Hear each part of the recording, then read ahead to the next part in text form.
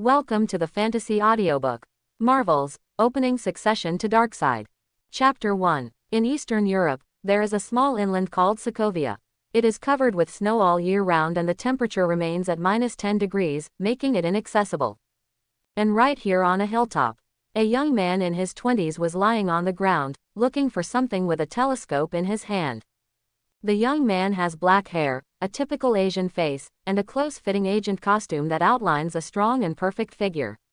His face is tough and handsome, and his eyebrows reveal a hint of murderousness. Suddenly, the young man locked on a mountain range in the distance, and the corners of his mouth raised. Hydra's base is much harder to find than in movies. His name is Nanjo, a traverser. He accidentally traversed this Marvel world 20 years ago and became an orphan. Fortunately, he was adopted by Peggy Carter and became an agent cultivated by S.H.I.E.L.D. since childhood. Now Nanjo is just 20 years old and is already a level 10 agent of S.H.I.E.L.D., and is equal to Natasha Romanoff and Barton. And his task this time is to end Hydra's stronghold. Putting down the telescope, Nanjo thought, and an interface similar to a holographic projection appeared in front of him. Superhero Inheritance System. Name: Nanjo. Age: 20 years old. Unlock template: DC Universe Death Knell template 98%.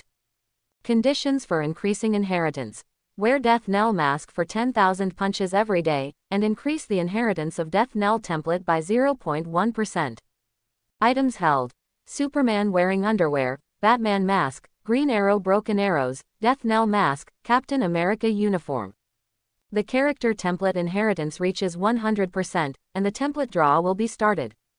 When the Death Knell template reaches 100%, I will be able to have a template lucky draw opportunity.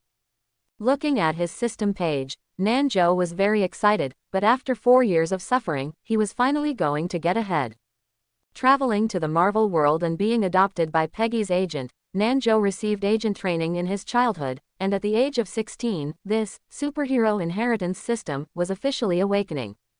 The system has 2 lottery systems. One is the lottery for items obtained every 7 days after signing in, and the other is the template lottery that starts after the template inheritance reaches 100%.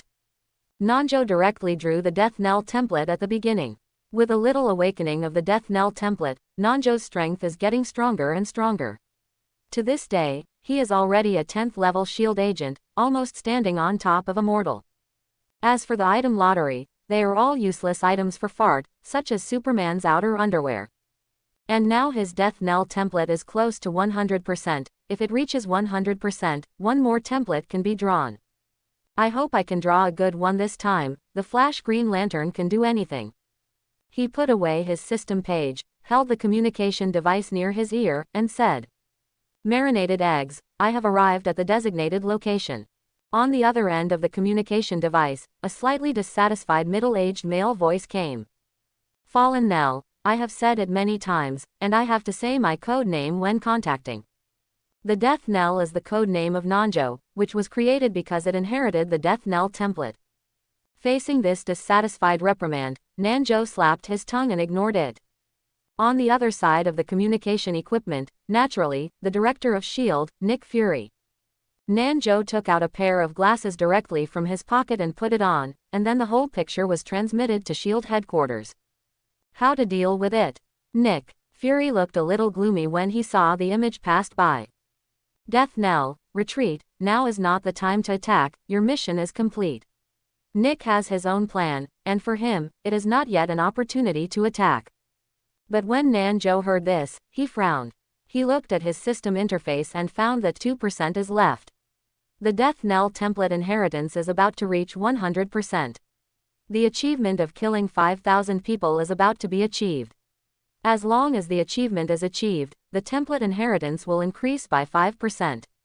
When the Death Knell template will reach 100%, he doesn't want to miss this opportunity.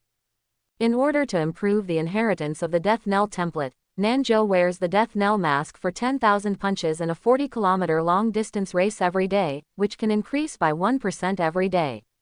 And because of the identity of the S.H.I.E.L.D. agent, he couldn't do this every day, so 100% progress, he lasted for 4 years.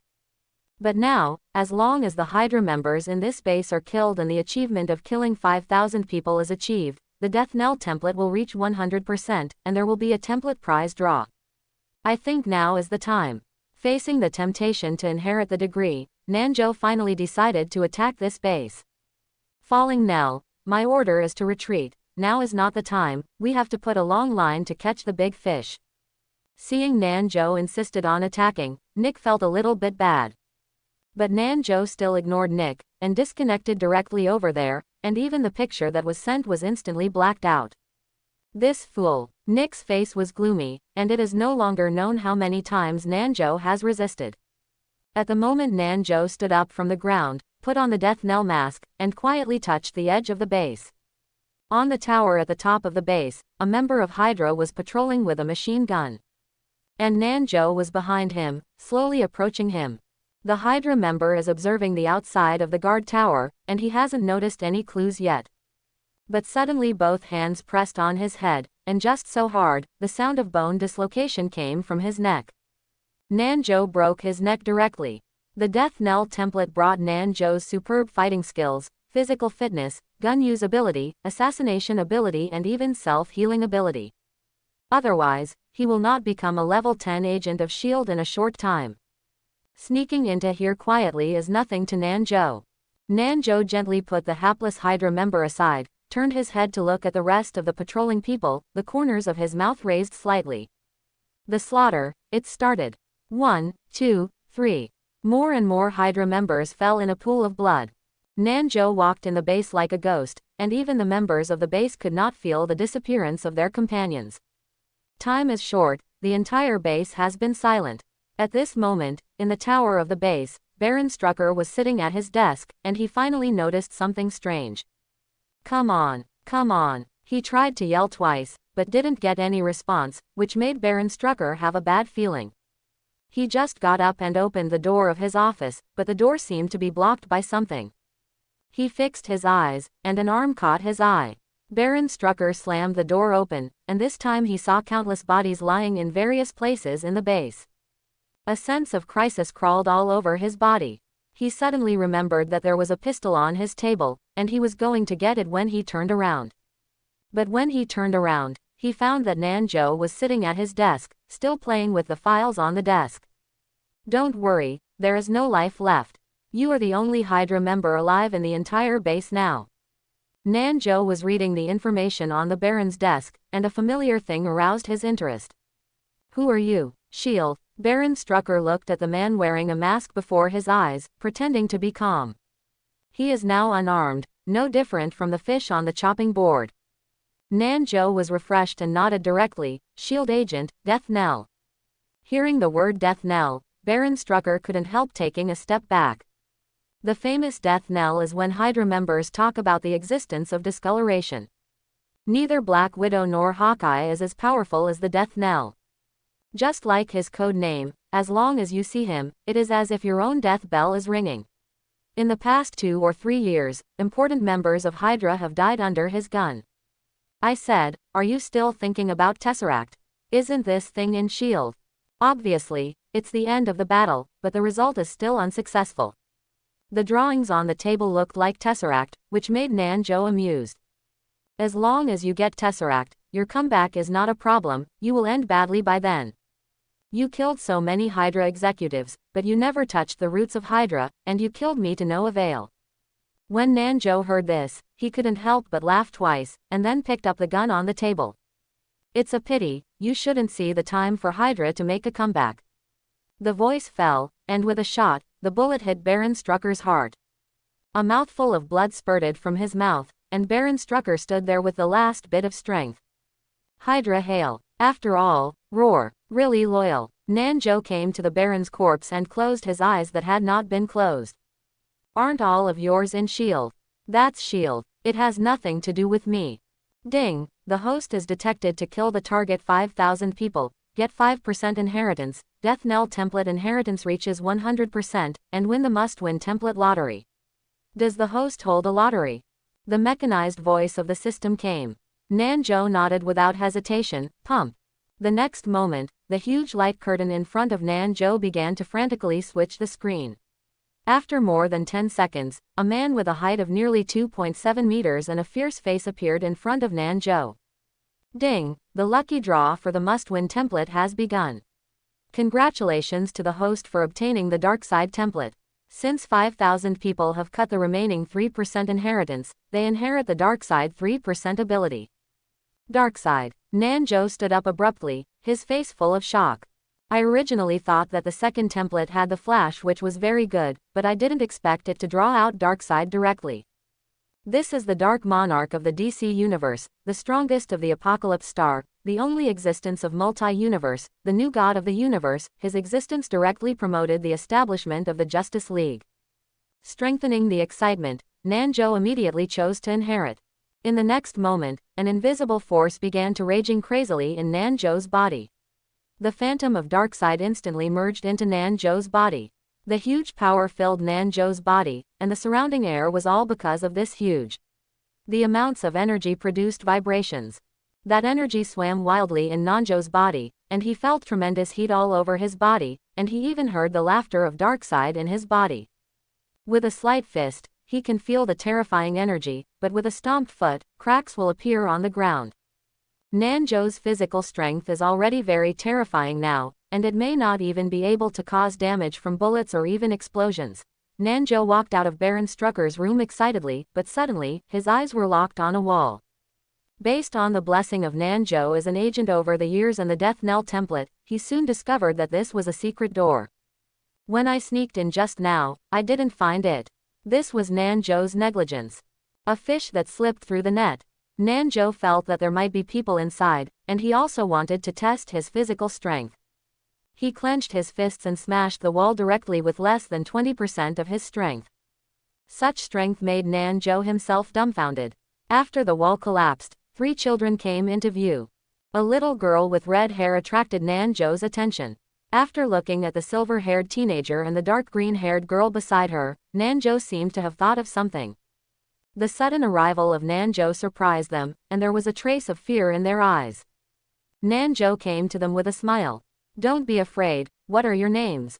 The red-haired girl looked at Nanjo's kind smile. She also let go of a little guard in her heart, and said, "My name is Wanda, his name is Pietro, and her name is Lorna." As soon as this remark came out, the corners of Nanjo's mouth rose. "Sure enough, the 3 people in front of you are Scarlet Witch, Quicksilver, and Polaris from childhood. Nanjo, this is not the first time you have resisted orders." In S.H.I.E.L.D. headquarters, Nick Fury's office, Nick looked at Nanjo with a relaxed face with an ugly expression. "My order is obviously to retreat, why are you?" Having said that, Nick couldn't help but sighed. Nanjo's strength is naturally very strong, even surpassing Black Widow and Hawkeye, but his uncontrollability makes Nick very embarrassed. A 10th level agent who does its own thing often resists orders, which is a very fatal problem. "I just think I can solve it. I have brought you a lot of information." Nanjo was playing with an apple in his hand, and he didn't seem to have any thoughts of eating. "The gain you brought back this time is really important, but gain and disobedience are 2 different things." Looking at Nanjo in front of him, Nick was also a little out of breath. "You must know that Nanjo's agent skills can be considered as Peggy's own training. That's Peggy's heart. If it weren't for Peggy's training, Nick can trust him, otherwise he would not delegate some important tasks to such a person. People who do their own way. But he wants to continue like this. But there is a risk of being eliminated. S.H.I.E.L.D. doesn't need a disobedient guy. But getting rid of a 10th level agent is such an easy task, and the final result may be a loss for both sides. Since you lost the Hydra base this time, killed Baron Strucker, and brought back a lot of useful information, S.H.I.E.L.D. will not hold you accountable, pay attention next time." Nick finally said these words this time, "Pay attention to this next time." I don't know how many times they have said them. "Understood." Nanjo just replied faintly, then got up and left. After leaving Nick's office, Nanjo got into the elevator. He leaned on the corner of the elevator and waited for the elevator to fall slowly. When arriving at a certain floor, the elevator stopped, and a Hill agent wearing agent clothing walked into the elevator. Nanjo looked at Hill, her gaze also looked at Nanjo, and the 2 smiled at each other. As Peggy's optimistic children, the 2 grew up together. This Hill can be regarded as Nanjo's childhood sweetheart. But Hill is different from Nanjo. She was placed by the World Council to monitor Nick. It's just that Hill supports Nick more. You can make Nick a headache. Hill came to Nanjo's side. When you hung up the communication device, Nick's face became darker. After hearing what Hill said, Nanjo also smiled. I simply feel that his decision is not right. I can take this base away. Nanjo and Nick have disagreed in decision-making not once or twice. The two people's ideas are really too different. Stop talking about this. What have you been up to lately? I have never seen you. Nanjo didn't want to talk about this topic very much, so he pulled it away casually. I've been in contact with Tony Stark recently. Hill couldn't help sighing when he heard Nanjo asking about his current situation. Tony Stark, what do you do with him?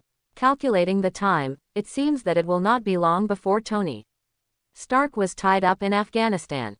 Nick wants to get some weapons and equipment from Stark, as well as some more advanced technology, but unfortunately, I contacted many times, but his assistant was answering my call. Then Tony Stark is really speechless. He seems to be very busy, but he can be found in the casino. Hill said, leaning her forehead with her hand. It could be seen that she would rather go on a mission than have too much contact with Stark. After solving this matter, consider asking Nick to give you a raise. Although Nanjo said so, he knew that Hill's mission would not be completed because it would not be long before Stark would change from an arms dealer to an Iron Man. The elevator has reached the first floor, and the two walked out of the SHIELD headquarters. Do you have time tonight? Let's have a meal together. Hill hesitation, and finally said. Nanjo nodded without hesitation. Definitely yes. Seeing Nanjo agreed, Hill smiled sweetly, then turned and left. After leaving SHIELD, Nanjo returned to Peggy's home. Nanjo has been living in Peggy's home ever since he was adopted by Peggy after crossing over. At this moment, there are 3 more children in the home, the ones he brought back from Baron Strucker's base. But now none of these 3 children have any super ability. According to normal progress, Scarlet Witch and Quicksilver only acquired ability after they came into contact with Mind Gem. As for Polaris, she should exist in a universe with mutant, but this universe does not have a mutant setting. So Nanjo was puzzled by her existence. It's probably because of my own crossing that caused some confusion in this universe, so that the universe where Polaris exists appeared. If Polaris wants to obtain super ability, it should be similar to those 2 methods. Nanjo walked into Peggy's room and found that Peggy was telling a story to the 3 children. Obviously, Peggy has let the 3 children get rid of their guard against her. You get along well. Nanjo sat down on the bed. You always keep going. Did Nick complain again this time? Peggy raised her eyes to look at Nanjo, and there was a hint of complaint in her eyes. Apparently she knew about Nanjo's disobedience. Listen to Nick's grumbling, it's nothing serious. Peggy just sighed when Nanjo said so. A 20-year-old is still so uncomfortable. It's already known to all of SHIELD that it will go its own way. This is a character that even Nick can't cure. What about these 3 kids? Are you not going to report it? The 3 of Scarlet Witch were taken directly to Peggy's house by Nanjo. Nanjo concealed both SHIELD and Nick. Nanjo shook his head. I have my own ideas, so let these 3 children stay with me. Peggy didn't say anything. After getting along just now, Peggy found that the 3 children seemed to like Nanjo very much. Maybe it was because Nanjo rescued them. Putting them around seems to be a good decision. For Nanjo, these 3 children are the superhero of the future, so staying with them is of great use. As for the Mind Gem, as long as it develops as normal to the time of the New York War, Nanjo will naturally have the opportunity to touch them and gain super ability. Thinking about it, Nanjo called up his own system page, which was not seen by anyone except Nanjo. Seeing that there was an extra line of Darkseid template in the column of the template, Nanjo reached out and clicked in. I rely on. Seeing the conditions for the growth of Darkseid's inheritance, Nanjo was dumbfounded. This difficulty seemed a bit abnormal. Daily exposure to high-intensity omega radiation for 4 hours, and complete 1,000 push-ups and 1,000 pull-ups, with an increase of 1% every 30 days. It stands to reason that I now have a 3% Darkseid template and a 100% Death Knell template. Things like push-ups and pull-ups are trivial. But exposure to high-intensity omega radiation for 4 hours is not an easy task. Omega radiation is on par with gamma radiation or even stronger than gamma radiation. Regardless of whether Nanjo's body can stand up or not, even wanting to get such a room with high-intensity Omega radiation is a problem. The most important thing is that every 30 days, which is a month, will increase by 1%. In other words, if Nanjo wants to reach the 100% Darkseid template, it will take much more time than he inherited the Death Knell template. Thinking of this, Nanjo sighed helplessly. How eager he is now to leave S.H.I.E.L.D. and leave this place where there are so many rules. Nanjo's desire for freedom has never been so strong. When it was night, Nanjo contacted Hill as agreed, and the two came to a restaurant. The two just sat in the dining room. This was the first time they had a meal together alone since Nanjo entered S.H.I.E.L.D. Hill changed into a dress that he wouldn't wear, and after the agent's murderous spirit faded, Hill at this time was more like the Hill who had grown up with Nanjo. "You are so beautiful today." Looking at Hill at this moment, Nanjo blurted out. These words made Hill, who was sitting opposite, flushed, and gave Nanjo a slight complaint. And this kind of action makes Nanjo feel that she is more beautiful. But Hill's expression is not very happy. The night after tomorrow, Tony Stark is going to participate in the Aurora Awards. Nick asked me and Phil Coulson to be there, and at the same time to have contact with him. Touch. Nanjo recalled something. Do you want to contact him too? Hill shook his head. This matter is handed over to Phil Coulson. I am only responsible for being Phil Coulson's assistant. Or, you go with me too. Hill at the moment looked at Nanjo in front of him, with anticipation on his face. I'm going. What am I going to do? Nanjo still has to solve the school problems for the 3 children he brought back. He doesn't want to go so far to participate in the Aurora Awards. What's more, Stark won't be there at all. His figure is still in the casino. Hill saw that Nanjo wanted to refuse. The expression on her face was also a little disappointed. She looked around, and finally spoke slowly. It's not that you don't know who he is. Nanjo would understand when he said this. Then Tony Stark is a famous female hunter. All women who want to come into contact with him must be psychologically prepared. Obviously Hill is resisting this. Now that she said so, Nanjo naturally refused to continue, so she nodded and agreed to the matter. Hill was very excited when he saw this, and smiled again on his face. I will tell Phil Coulson about this, and he can definitely agree to it. Since Hill started to be an agent to perform tasks, she has rarely shown such a smile, and her nerves have always been tense. And only during this period of time with Nanjo can her body and mind be truly relaxed. After returning Hill to his residence, Nanjo did not rush back to Peggy's house, but entered the slums of Washington City. He came here, but the important thing. Even in the capital of the United States, its slums are dirty and sinful places. Nanjo at the moment is holding a mobile phone, and the page of the mobile phone is the website of the black market. There are all kinds of bigwigs offering rewards, and Nanjo's goal this time is the leader of an underground pill-selling gang in the slum. A big drug lord who controls the small pill business in the slums of the city. This person's head is worth a lot of money. It's really miserable for peers to assassinate each other. Nanjo had already locked this person's position. Although this big man had been hiding in the deepest part of the slum, it was extremely simple for Nanjo to find him. The moon is black and the wind is high in the night, killing people and setting fire to the sky. At the moment, Nanjo was dressed in night clothes, and he was shuttled among the slums, and no one found him. Soon Nanjo found some strange people. Although their clothes were simple and plain, they had guns on their waists. And what they were guarding was definitely Nanjo's goal this time, and it was in the tent with the lights on. I found this hapless guy. Seeing such a situation, Nanjo naturally locked the target's position, and then took the thermal imager. Sure enough, there was someone in the tent. Looking at the status, he should be tasting coffee. Try my body strength this time. Nanjo thought, leaping down. Who are you? Nanjo's appearance naturally attracted the attention of the gang, and a person raised his gun and asked. But instead of waiting for Nanjo's reply, he got Nanjo's fist instead. With just one punch, the gang member flew out, really flying out. There are enemies. When other gang members saw Nanjo drew their guns, they shot at Nanjo. But the bullet hit Nanjo as if it hit a steel plate, without causing any damage to Nanjo. On the contrary, Nanjo punched a child, and none of the people who suffered Nanjo's fist died directly without a collapse in their chest. Even his goal is no exception. In short time, the gangs here were all cleaned up by Nanjo. Except for the smell of blood, it was just horrible and quiet. Just watch Nanjo swaggered off the target's head and put it into a bag.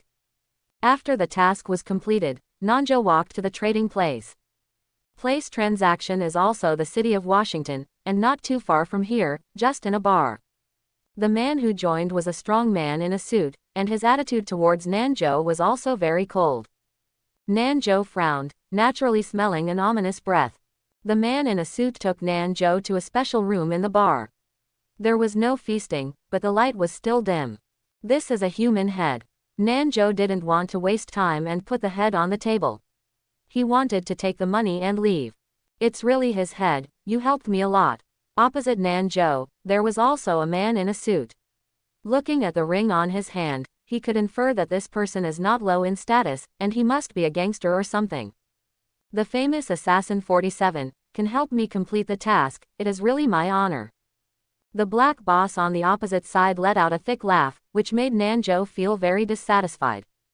Nanjo learned that there is no killer game in this world, so he named it Killer 47, and became famous in the underground world. As for the money, I will also give it to you, but you are afraid that you will have to wait until the next life. Boss Hay said. The surrounding men drew their guns one after another, all aiming at Nanjo's head. You are not afraid to know it, you reward someone's head, but the whole $3 million, so. Nanjo sneered twice when he heard this. He naturally wanted this situation, but he didn't expect this guy to have the courage. The great underground world Killer 47 is finally about to become history, right? Boss Hay's face is full of enthusiasm. Killing this person will not only allow him to obtain a huge asset of 300 million yuan, but also make him famous in the underground world. Really stupid. Nanjo sighed, feeling that the black boss in front of him was a little cute. Immediately after Nanjo turned around and directly squeezed a gang member's hand into Meatloaf, the others immediately shot Nanjo. However, the bullet hit Nanjo's body without causing any damage. Instead, the rebound of the bullet caused several gangsters to fall to the ground. In less than 10 seconds, everyone in the room was knocked to the ground by Nanjo, and there was no sign of life, and their deaths were miserable. Nanjo's punch even directly smashed their liver. That eldest child dumbfounded, heaven to hell speed is so fast. You, who are you? The black boss couldn't accept this situation. He drew his gun and aimed at Nanjo and fired 3 shots in a row. But those bullets hit Nanjo's body, causing no harm. You are a monster. Boss Hay let out a desperate howl when he saw this. Who has seen such a bullet that can't cause harm? Nanjo looked at the black boss and sighed helplessly. I said you are really stupid. You think you can get those 300 million if you kill me. What's more, you can't kill me. Nanjo said, picking up the gun that Boss Hay had dropped to the ground because his hand was shaking. Your idea is bold, but unrealistic. You thought we could be a good partner, but you played yourself into my dead soul under the gun. With that, Nanjo raised his hand with a shot, ending the black boss's life. The surrounding area was full of corpses. Nanjo searched for a circle but didn't find the box where they put the money. It seemed that he didn't want to get the money at all. Thinking about it, Nanjo took all the valuable things here, and even though he lost a little bit, he still accepted it. It's bad luck, he couldn't help but cursed, and finally left the room. After out of the room, looked to the corner of the boat south side of the. Matthew Murdoch, I hope you keep this secret, thank you very much. After speaking, Nanjo left straight away. After Nanjo left, a person walked out of the corner just now.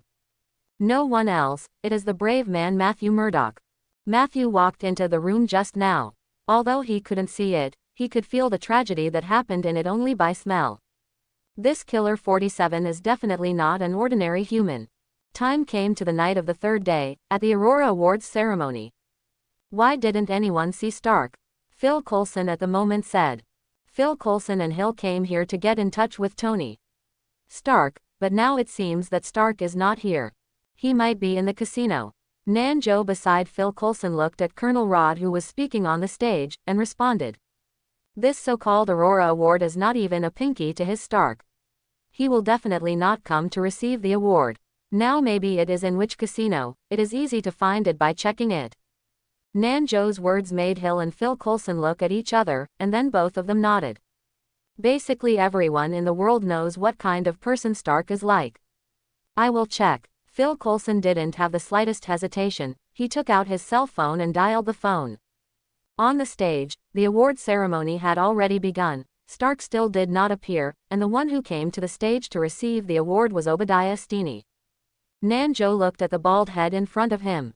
This person was the first enemy Stark had to face, Iron Overlord. But now Obadiah is not the Iron Overlord, but he has also begun to deploy a plan to kill Stark. In short time, Phil Coulson's phone vibrated slightly. He looked at the phone and said, I found it, he is in the casino not far from here, a few minutes' drive away. With that, Phil Coulson was about to get up and leave. But at this time, Obadiah's brief speech in place of Stark also ended, and all the people present also stood up and prepared to leave. When he squeezed the crowd out of the awards venue and got into the car to the casino where Stark was located, Colonel Rod had already chatted with Stark, who was surrounded by girls with an exploding figure.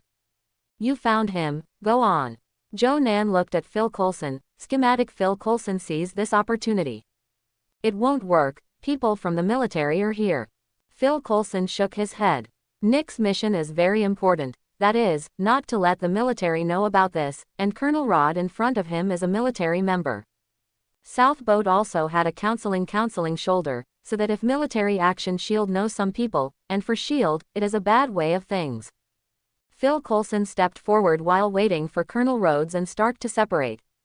Fortunately, he didn't wait too long. He didn't know if Rod's arrival disturbed Stark's nature or other reasons. After talking with Rod for a few words, Stark left the gaming table and took his bodyguard. Happy just walked out of the casino. Watching Colonel Rhodes shake hands with Stark and say goodbye, Phil Coulson knew his chance had arrived. Mr. Stark. Phil Coulson came to Stark, and while talking, he took out his business card.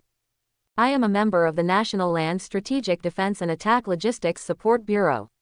I hope I can discuss some things with you alone.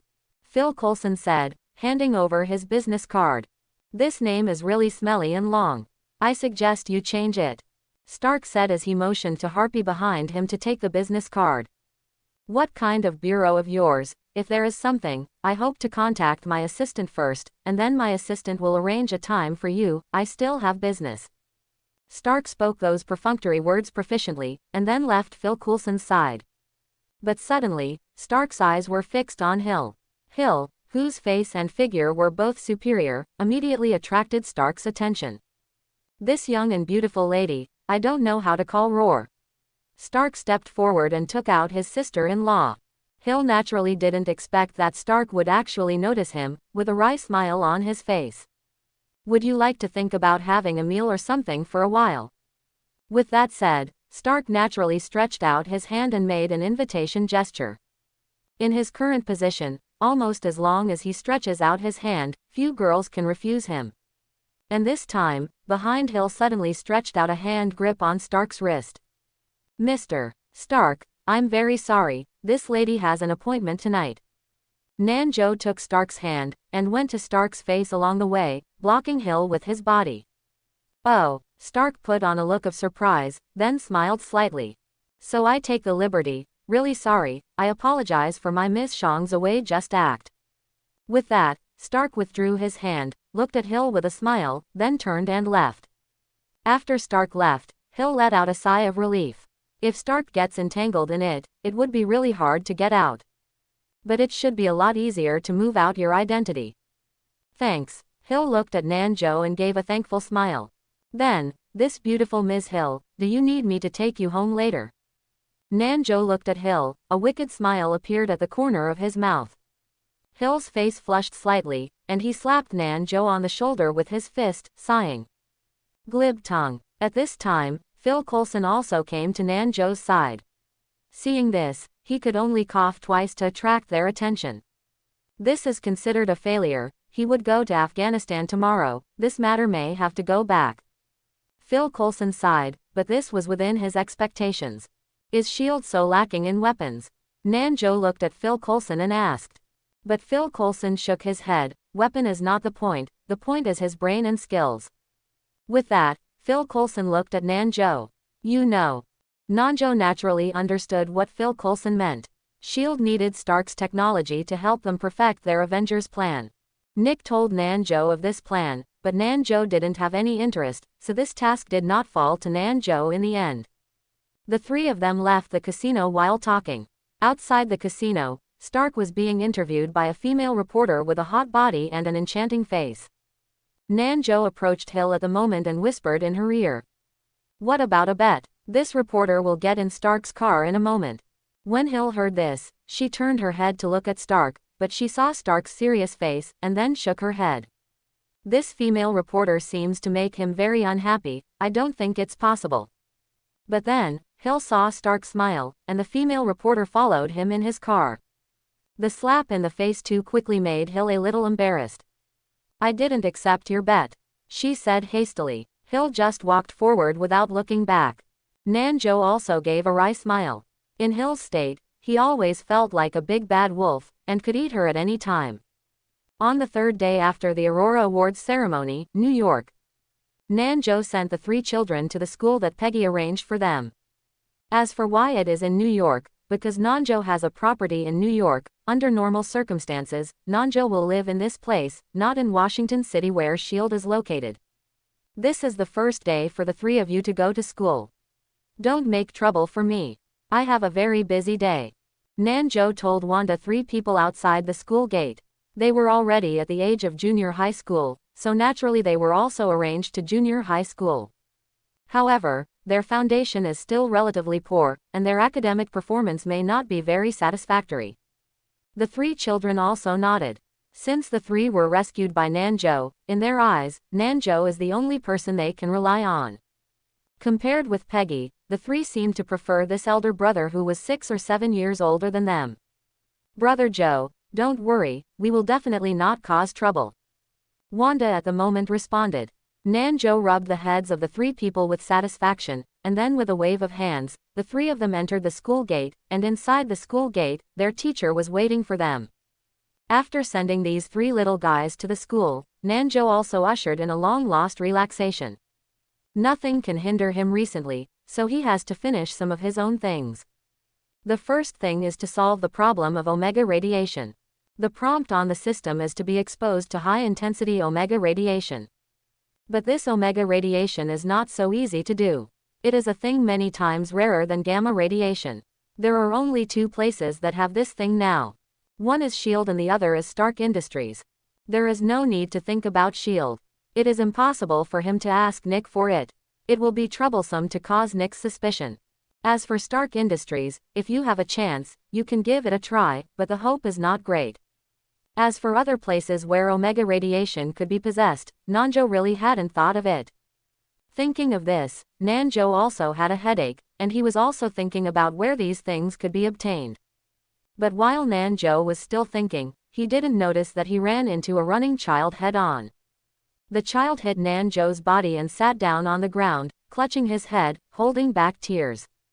Nanjo squatted down immediately when he saw this, and the child in front of him was very familiar. Peter. At this time, a young woman came to the child and patted the dust on his body. Why are you so careless? The words are full of blame and worry. And she also stood up and looked at Nanjo. I'm really sorry for causing you trouble, Peter, apologize to my brother. After listening to her, the child finally stood up, looked at Nanjo, and then bowed. Sorry. Nanjo smiled and shook his head. It's okay, I'm not right, I didn't notice the children while walking. After apologizing, the 2 parties left each, but Nanjo's eyes stayed on the little boy for a long time. He can be sure that the child who hit him just now is the future Spider-Man Peter Parker. And the young woman with him is Aunt May. It's fate. Nanjo smiled and shook his head.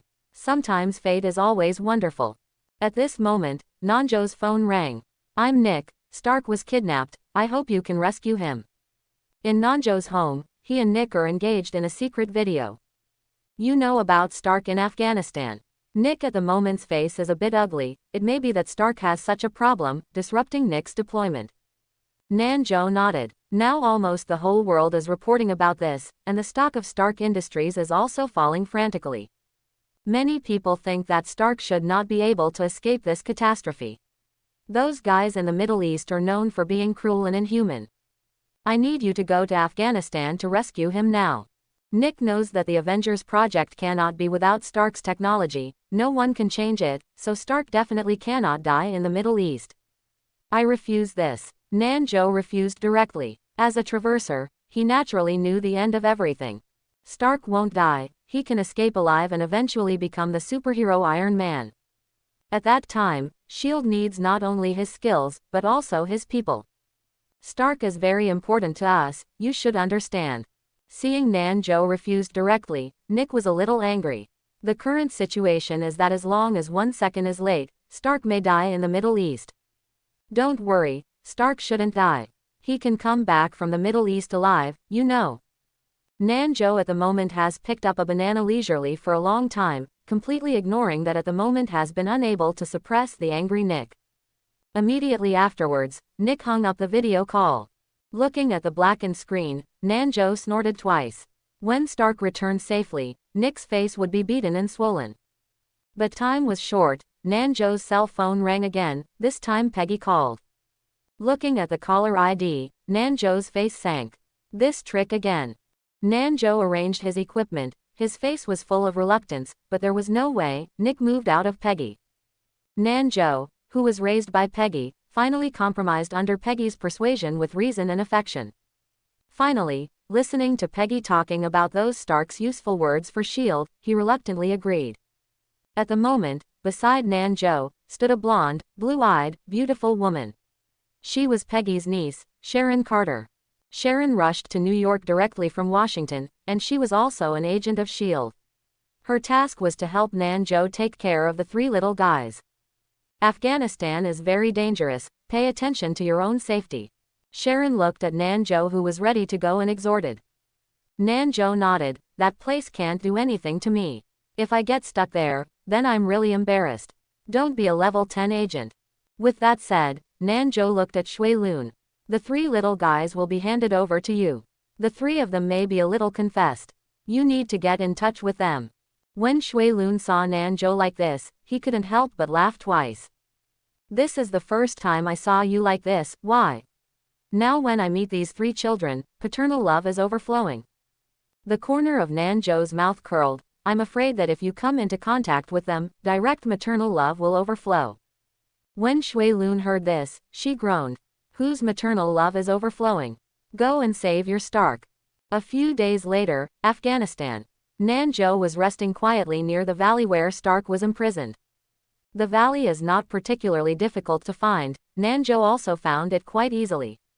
He has turned off all communication equipment on his body, and S.H.I.E.L.D. can't contact him at all. Nanjo's idea is very simple. He is waiting for Stark to appear in the Mark I armor. If Nanjo rescues Stark now, then superhero Iron Man may not appear, and Stark can only be a clean energy boss. Or he was seized by Obadiah before he became a tycoon. Nanjo also considers not to violate the history of the entire Marvel world, so as not to cause more trouble. At this moment in the cave in the valley, Stark and Ethan are fighting for the last time.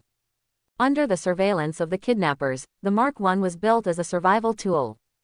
The hammers hammering sounded from the cave, every minute and every second made Ethan and Stark fear. If one of them is not paying attention, their behavior is discovered, then death is waiting for them. Not long ago, they almost experienced it all. Now is not the time to slow down. If you continue to drag on, the 2 of them will definitely have nothing to eat. Here, Stark and the other 2 are speeding up their progress frantically, and Nanjo is also waiting a little irritated. And S.H.I.E.L.D. is even more anxious. Nanjo lost contact, making Nick a little worried.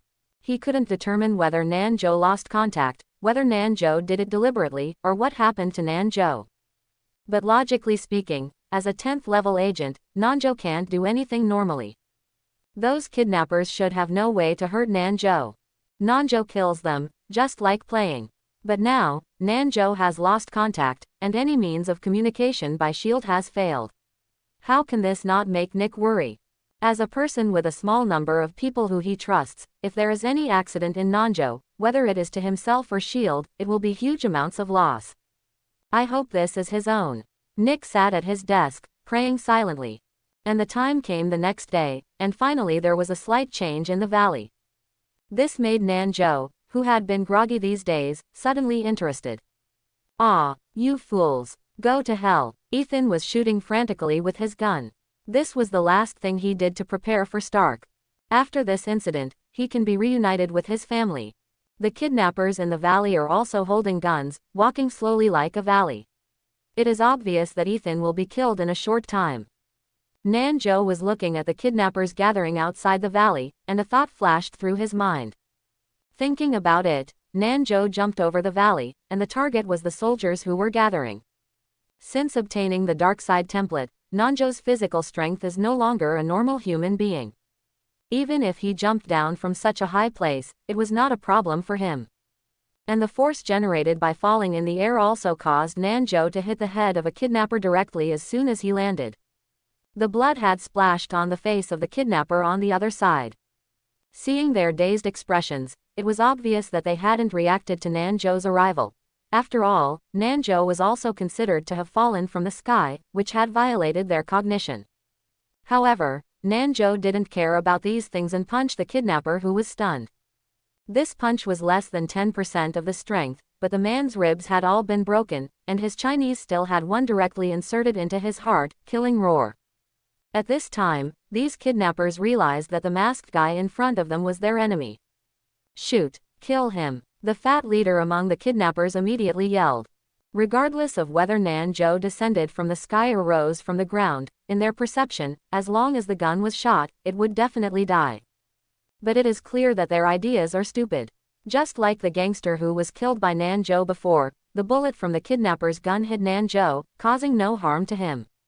Even a slight itching boat to experience less than the South. Really disappointed me. Nanjo couldn't help but sighed. See the kidnappers see the shuttle go, did not cause any harm to him, is suddenly panicked. At this time, Nanjo moved. A flash came to the kidnapper and sent him back to the west with just one punch. Next, Nanjo was like the Superman with the same punch. One punch was to kill a kidnapper. In less than a minute, there were not many kidnappers outside the cave. The kidnappers in the cave were also driven out, they already knew what was going on outside. Ethan had been shot in the thigh, lying on the ground in pain, and those people could kill themselves directly, but they turned their heads and left. At this time, Stark also wore his own Mark I and walked out of the place where he was being held.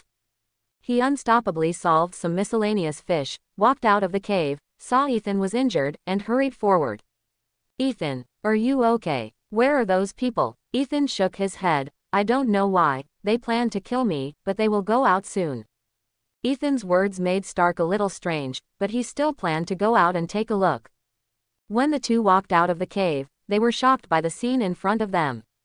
Countless dead bodies lying on the floor of the kidnappers, while the rest of the people, it is holding a machine gun bursts with a crazy costume to wear agent, masked men. And the faces of those kidnappers were filled with fear. Is this man a monster? Ethan and Stark watched Nanjo ignoring any bullet damage, and the shock on their faces grew deeper and deeper. It is impossible for someone to block the bullet, and it is impossible for someone to jump so high and so far. Even Captain America Steve Rogers can't do it. Front of the people, even more horrible than the Captain America. And while they were still shocked, Nanjo solved the last enemy. In fact, Nanjo could end the battle long ago, killing these people is as simple as crushing ants. But in order to make things more interesting, Nanjo was playing with them, as if playing with prey. In the end, these people all became cold corpses. At this time, Nanjo also noticed the two Stark. You guys are out. Nanjo walked slowly towards the two and found that their faces were full of vigilance. Stark also immediately stopped in front of Ethan. This scene caused Nanjo to be taken aback for a moment, and then said, "Relax, I'm here to save you. Who are you?" Seeing Nanjo approaching slowly, Stark and Ethan didn't dare to be careless for a moment. They witnessed the monster-like strength of this man with their own eyes. "I'm here to save you, I have no malice against you."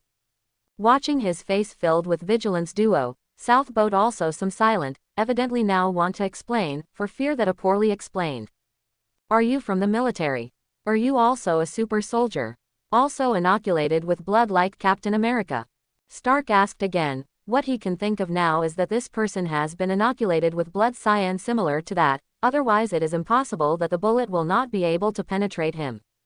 Nanjo was a little speechless. Why couldn't this Stark grasp the point? It doesn't matter who I am now. What's important is that I am here to save you. Now is the best chance for you to leave here, you know. With that, Nanjo pointed to Stark. Your rack should be able to fly, but now is a great opportunity to leave here, so leave now.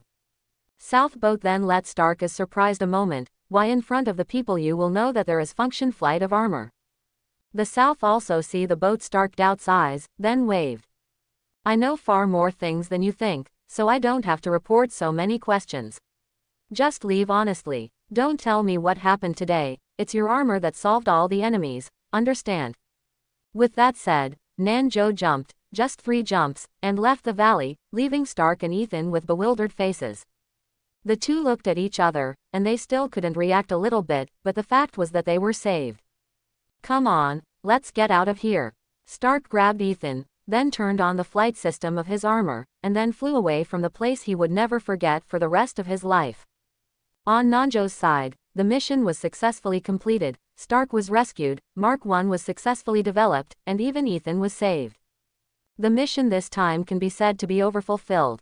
But he connected to the communication system, and Nick Fury greeted him with a curse. Fortunately, however, the successful completion of the task, Nick cannot say of what. And Nanjo also concealed the Mark I incident. Stark took Ethan to leave, and waited for the military plane smoothly. The two were completely saved and returned to their hometown. The first thing Stark did when he returned to his hometown was to hold a press conference and announced at the press conference that it would permanently close the Weapons Research and Development Department of Stark Industries. The experience in Afghanistan completely changed Stark, and he was determined to do something. And Ethan was also settled by Stark next to his mansion. The idea of Mark I upgrade version also came to Stark's mind. Stark lightly announced the closure of the Weapons Research and Development Department, and the consequence was that the stock of Stark Industries plummeted. Stark disappeared and was kidnapped, and Stark Industries stocks have fallen. This time, Stark's decision to allow the stock once again fell. More and more people are selling the shares of Stark Industries. They all want to stop the bleeding as soon as possible. If they don't stop the bleeding in time, they will lose more. But Stark Industrial stocks like a hot potato in general, who would take? This is no hope of a stock up, of course, no one is willing to take risk. But there is one exception. Stark when people sell a variety of industrial stocks, a person crazy to buy, and this person called boating. Definitely, Star Boat's sailing just a pseudonym, his real identity, in fact, South Boat. As a Shield 10 agent, South Boat has also a lot of wealth. Including base salary, plus a variety of tasks reward. Coupled with the task when the boat South Shoujiao Bu Ganjing, scouring some very valuable things back to sell, then there is the task of the black market. South Boat now who deposits up to $150 million. However, these funds before the amount that an individual Stark Industries is clearly not enough to see. But now Stark Industrial stocks but at the time of the crash, $150 million fund to directly buy a considerable proportion of the shares. South Boat just give yourself thousands of dollars, the rest of the money used to buy all the shares of Stark Industries.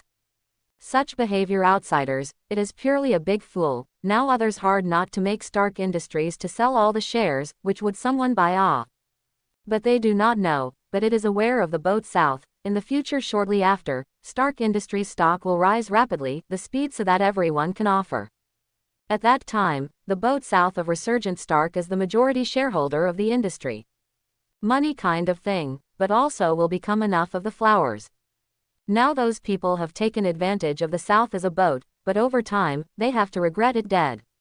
There are people actually buy just the opposite, buying our stock. The emergency board of Stark Industries, watching a screen full of green, the directors are worried. This is why they do not want to get rid of Stark stocks. But the proportion of their share is too great, no one will pick up the disc, not sell. Only once sold a little bit, which no one can buy it. Who could have imagined that the stock market's hot inside Stark Industrial stocks, even now there will be such a field. This man's background was very mysterious. I sent someone to check, did not find him. Generation Obama alkaline at the moment of said opening. The directors looked at each one. This man will not be Stark yourself. See, their own stock fell so fast, so his own pocket to buy stocks. Or that it was Stark's strategy, in order to be able to control the entire Stark Industries, to put all our stock or only. Directors began to speculate on various conspiracy theories. Obama on behalf of the Asia and the serious face, looking at his cell phone. He checked the identity of the boats sailing a long time have not identified. He does not feel this mysterious person will be Stark, certainly someone else. But this man has been finding out. Let Obama on behalf of the Asian mind, there are some concerns. Stark has been able to come back alive beyond his imagination, and the group of people in the Middle East, it is a living or not, all were exterminate.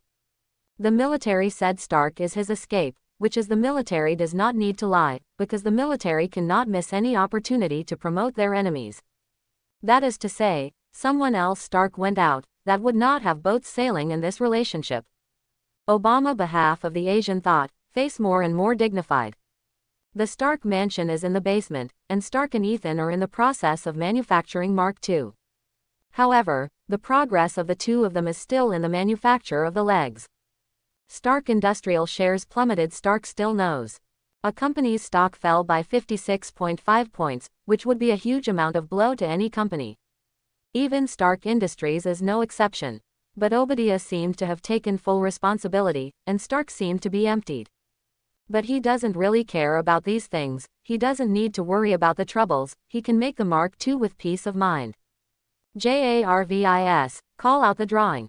Stark spoke as he fine-cut the mechanical carving of the leg. Clear, a slightly mechanized voice sounded, and the source of the sound was Stark's artificial intelligence JARVIS.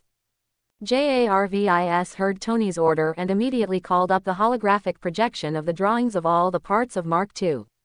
Ethan at the moment came to the drawing, carefully observed the drawing of the leg, and then looked back at Stark. We still need to improve the leg area. As Ethan, who built the Mark I with Stark, naturally accepted Stark's invitation to build the Mark II with Stark. This is an unprecedented experience for Ethan. He knew that if Mark II come out, then the whole world will be shocked. All the weapons of Stark Industries, when added up, won't have this Mark II, which is shocking. Mark I is a piece of equipment that can change the course of the world, not to mention the current Mark II. Ethan is very excited to join such a project that changes the progress of the human world. JARVIS, play a song to listen to it. Stark felt it was so boring all the time, so let JARVIS play some music to add to the fun. It was his custom to have. But unlike before, Stark's words did not get a response from JARVIS. JARVIS. Stark some doubts, said again, but still no response. It makes Stark some bad feeling. But at this time, JARVIS suddenly spoke. Mr. Stark, I just encountered the rewrite system. Someone may have entered your villa. When JARVIS said this, Stark and Ethan looked at each other. Those who can rewrite the JARVIS program are afraid that the whole world will not be able to find one, but JARVIS naturally cannot tell lies, that is to say, someone really wrote the JARVIS program and entered their villa. Stark picked up a wrench, and now he has not produced above steel armor attack device, so that only a self-defense weapon. Ethan also took up a weapon to defend himself, and the two of them stared at the only exit. Sure enough, a man wearing a mask and a black hoodie walked slowly down the stairs. Seeing this mask, Stark and Ethan were both stunned. This mask is the person who has been injured by countless bullets in Afghanistan and beat up the kidnappers. This person is Nanjo. Don't be nervous, I am not hostile. Seeing the two holding weapons and staring at themselves vigilantly, Nanjo quickly explained. Then, a boat south on the front of the instrument locks, only less than half a minute, lock Stark basement was solved. As a template inherit the death knell of the South has reached 100% of the boat, he inherited not only the death knell of fighting techniques and the use of firearms. He also inherited the death knell that 90% of brain development. You want to break Stark basement password is actually quite easy. Stark incredible watching the boat south. In his view, this should be the world's most difficult to break through. The program will send less than half a minute in the hands of the south boat time to break. This makes the aura of genius has braved Stark somewhat difficult to accept. The south boat into the studio, sitting on the side of the table, looking at what they were in the study. How, you going to make the armor upgrade version? Stark slowly forward, although in Afghanistan when the saved himself and Ethan, but that does not make Stark entirely trust him. What are you doing here? This time Ethan Courage asked. I came here to do. Nature is good to see you having a good. This outburst boat south, Stark and Ethan nature will not believe it, Sikwangmanjai just to see how they nice. Not believe in ghosts. Definitely, this is a joke. At the moment the boat south from the table, got up, went to number 2 next to Mark legs, straight up watching. I came here as one thing I hope you will help me to do. I can be considered to save your people, and you give me some money, or help me do some things that are not normal. Stark and Ethan looked at each other. Jonan said nothing wrong, if not south boat, then Ethan's spirits of the dead may have been under the gun, Stark will not be so easy to leave the cave. So the boat south to have some really paid unduly. What do you say? Well, Stark feels south boat should not detrimental to the two plans, that will be a wrench on the table. My request is simple, to your current strength can still be done. Southern boat sitting on a swivel chair sitting Stark. I need you to bring me a room full of Omega radiation. Nanjo his words, Stark and Ethan were quite surprised. You know, Omega radiation but the world's most terrifying radiation. By gamma radiation too, how to say it will not die immediately. But the radiation exposure to Omega, that is irradiated to the people on the spot will certainly be distributed to them bleeding, organ failure all body rot and subsequently died. Do not do that thing.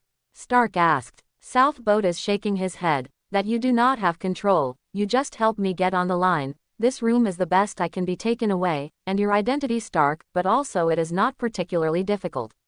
Quote. In fact, these things South boat I could get, but it is too much trouble, it would be better to Stark, I can still save points. Well, I promise you. Stark hesitation a moment, then nodded his head. But you have to ensure that the future will not just into my house, then I'll give you ready to ride off between us. South Joe smiled, yes, deal. He said. South boat pulled out a business card. After completing this phone number to call, some of the best fast O. Then, the boat got up and left the basement south of Stark. Stark from the main entrance of the mansion swaggered out. South Stark boat arrival for a 2 episode it is, number 2 mark the process will continue, as the house with Omega Ray, Stark would find another time to solve. The boat left the South Stark's mansion, returned to New York, the 3 little guys seemed to have performed well in school, at least not provoke any trouble, other people do not find their troubles. Since the boat back from the south of Afghanistan, Sharon left the boat south from home, now turned into a boat to the south with 3 children. But the night boat south, still will not be idle, he still has things to do. They have bought Stark Industries nearly $150 million in stock, and now the south boat, strictly speaking, has not a rich man, and the only bank savings of thousands of dollars a south boat to do now is to transfer some money. Definitely, this money, naturally earned from the black market. A dark and stormy night in New York is the gang's carnival. Upscale clubs in New York, those young girls on stage writhing figure, for those who watch the gang gangster. One of fancy relatively thin, cigar dangling from his mouth who, watching the young girl, eyes full of desire. If not for the many people here now, he needs to maintain their status, otherwise, he would have pounced like a hungry wolf usually go. But at this time, the door of their room opened, and a masked man appeared in the outside room. Everyone looked at each other, they do not know who this man. Who are you doing here? Want to die, right? The thin man got up and stood up, took out his gun, shook hands, his voice full of threats. But the New York underground of their king, who would not look so hot they. The man wearing the mask, it is uttered a sneer. Close to death still so rampant. Remember, I just take your life people. This masked man is none other than South Boat.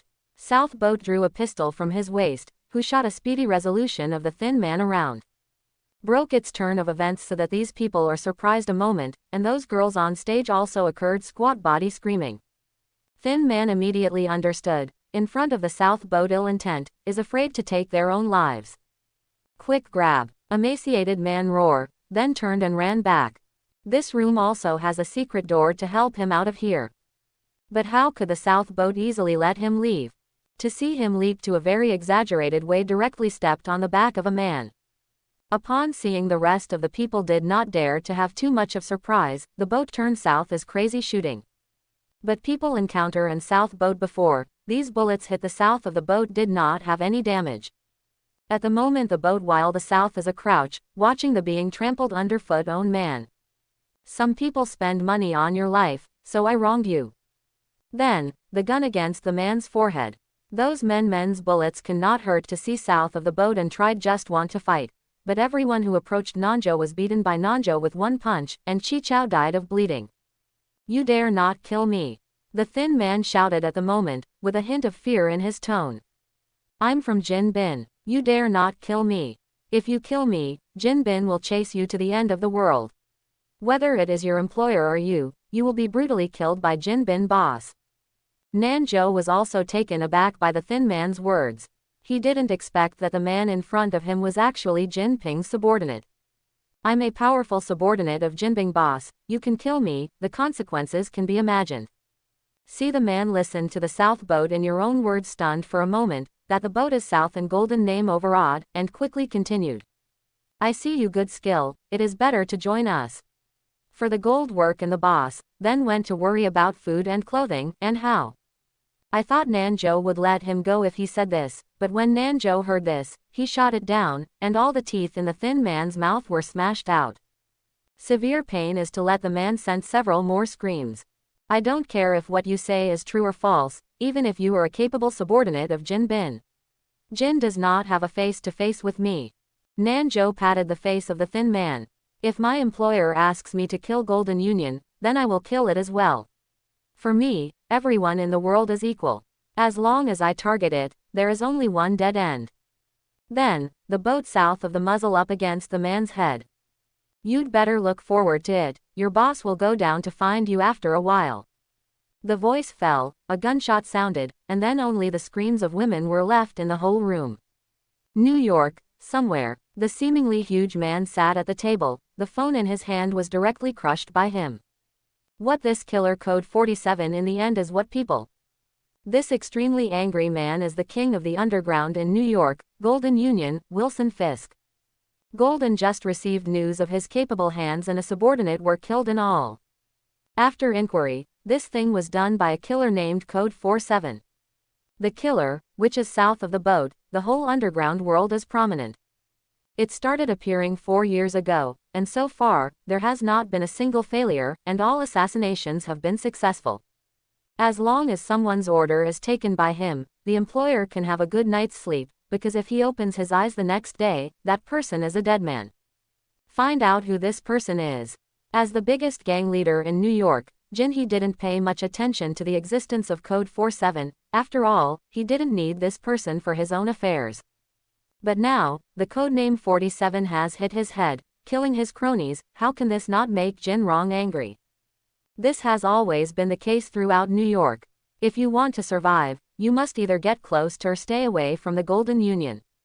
Since you are breaking ground on Tai Sui, don't blame Tai Sui for sending you to see God. But at this time, the secretary who had been standing next to Jin Bin slowly spoke up. This code named 47 has been investigated by many people, but they have all failed. His identity is very secret. I think it is unlikely that we will find out. Before the secretary's words fell, Jin Shu slapped the table in front of him with a slap. If you can't find out, check it out for me. I'm the king of New York. Can't find out the identity of a killer. Check it out for me. Even if you dig 3 feet in the ground, you have to find this person out for me. I want him to know how miserable it is to offend me. On this day, the underground world of New York is crazy. The king of the underground world of New York, Jin Bin, issued a reward order on the black market. As long as the identity of the codename 47 can be investigated, there will be a reward of $30 million. If it can bring his head to the top, it will be sufficient. A remuneration of $50 million. This news has been released on the black market, and has set off a big wave of rendering in the entire underground world. Code 47 is the hottest killer on the black market recently, and Jin is the king of the underground world in New York. Both of these occur seems a reconcilable contradiction. Kim and want hands of the killer. Moreover, the remuneration of $30 million and $50 million is too generous, and countless people who want to turn over are all gearing up and planning to try.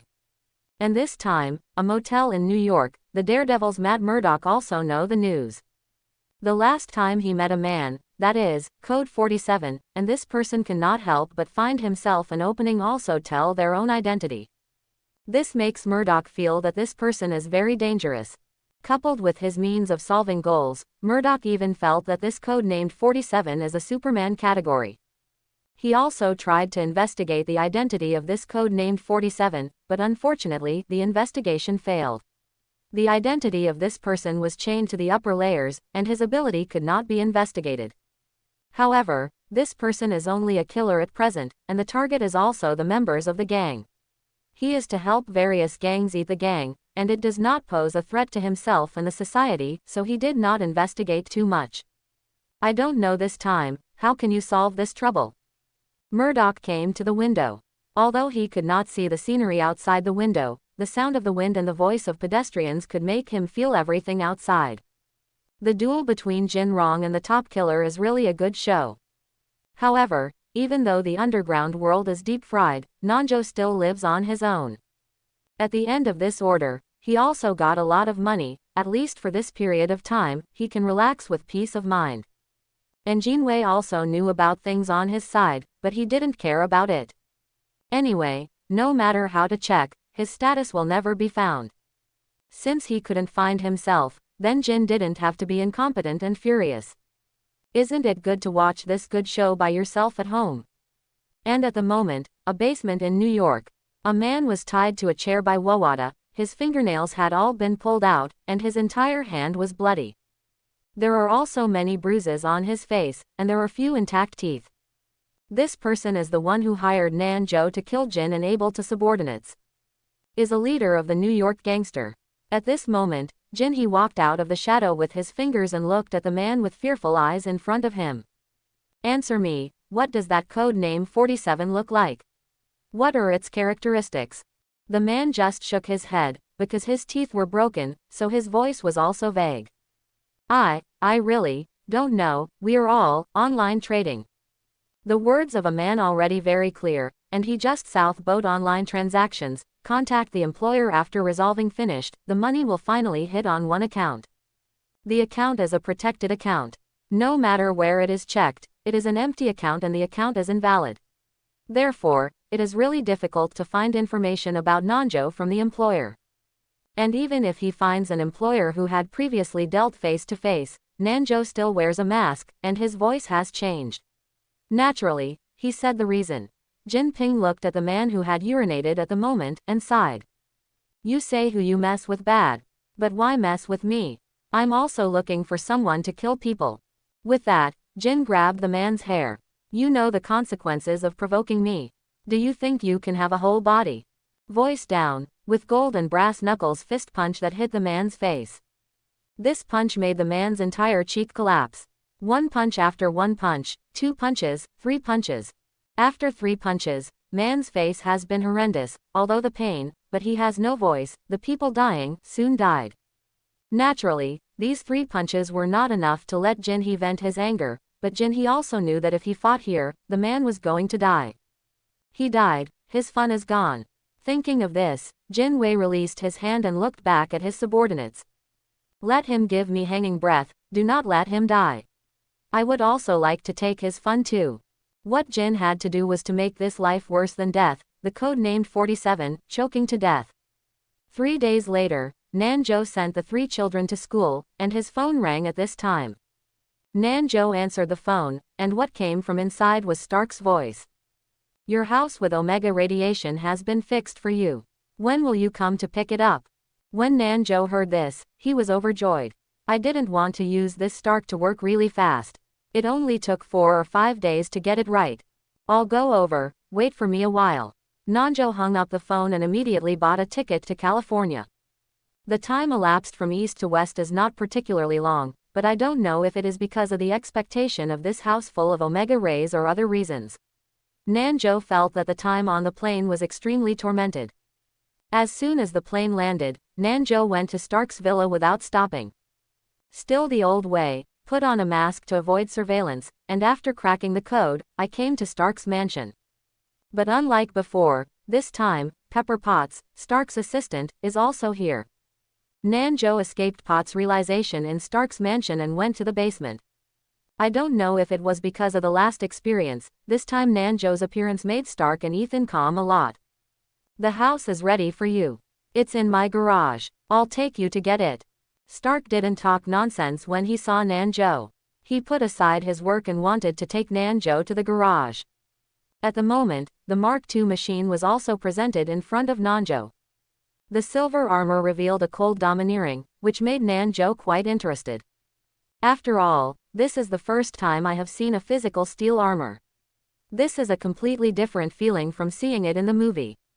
Stark and Ethan did not have a battle armor that could conceal theirs. After all, the last time Nanjo came to see their blueprints, there was no need to conceal them this time. This thing is really handsome. Nanjo looked at this armor and couldn't help sighing. Sure enough, the racks are the romance of men. In New York, Nanjo brought back the house full of Omega radiation prepared by Stark to his garage. The Nanjofa garage is not small, but there is only one car in it, so it is easy to put down such a house. The material and structure of the entire house are radiation-proof, and the ceiling is very good. After all, if Omega radiation leaks, it will be a devastating blow to the entire neighborhood, and even the entire New York City.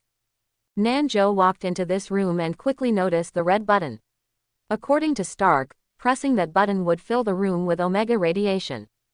Nanjo closed the door of the room and fastened 3 reinforced locks.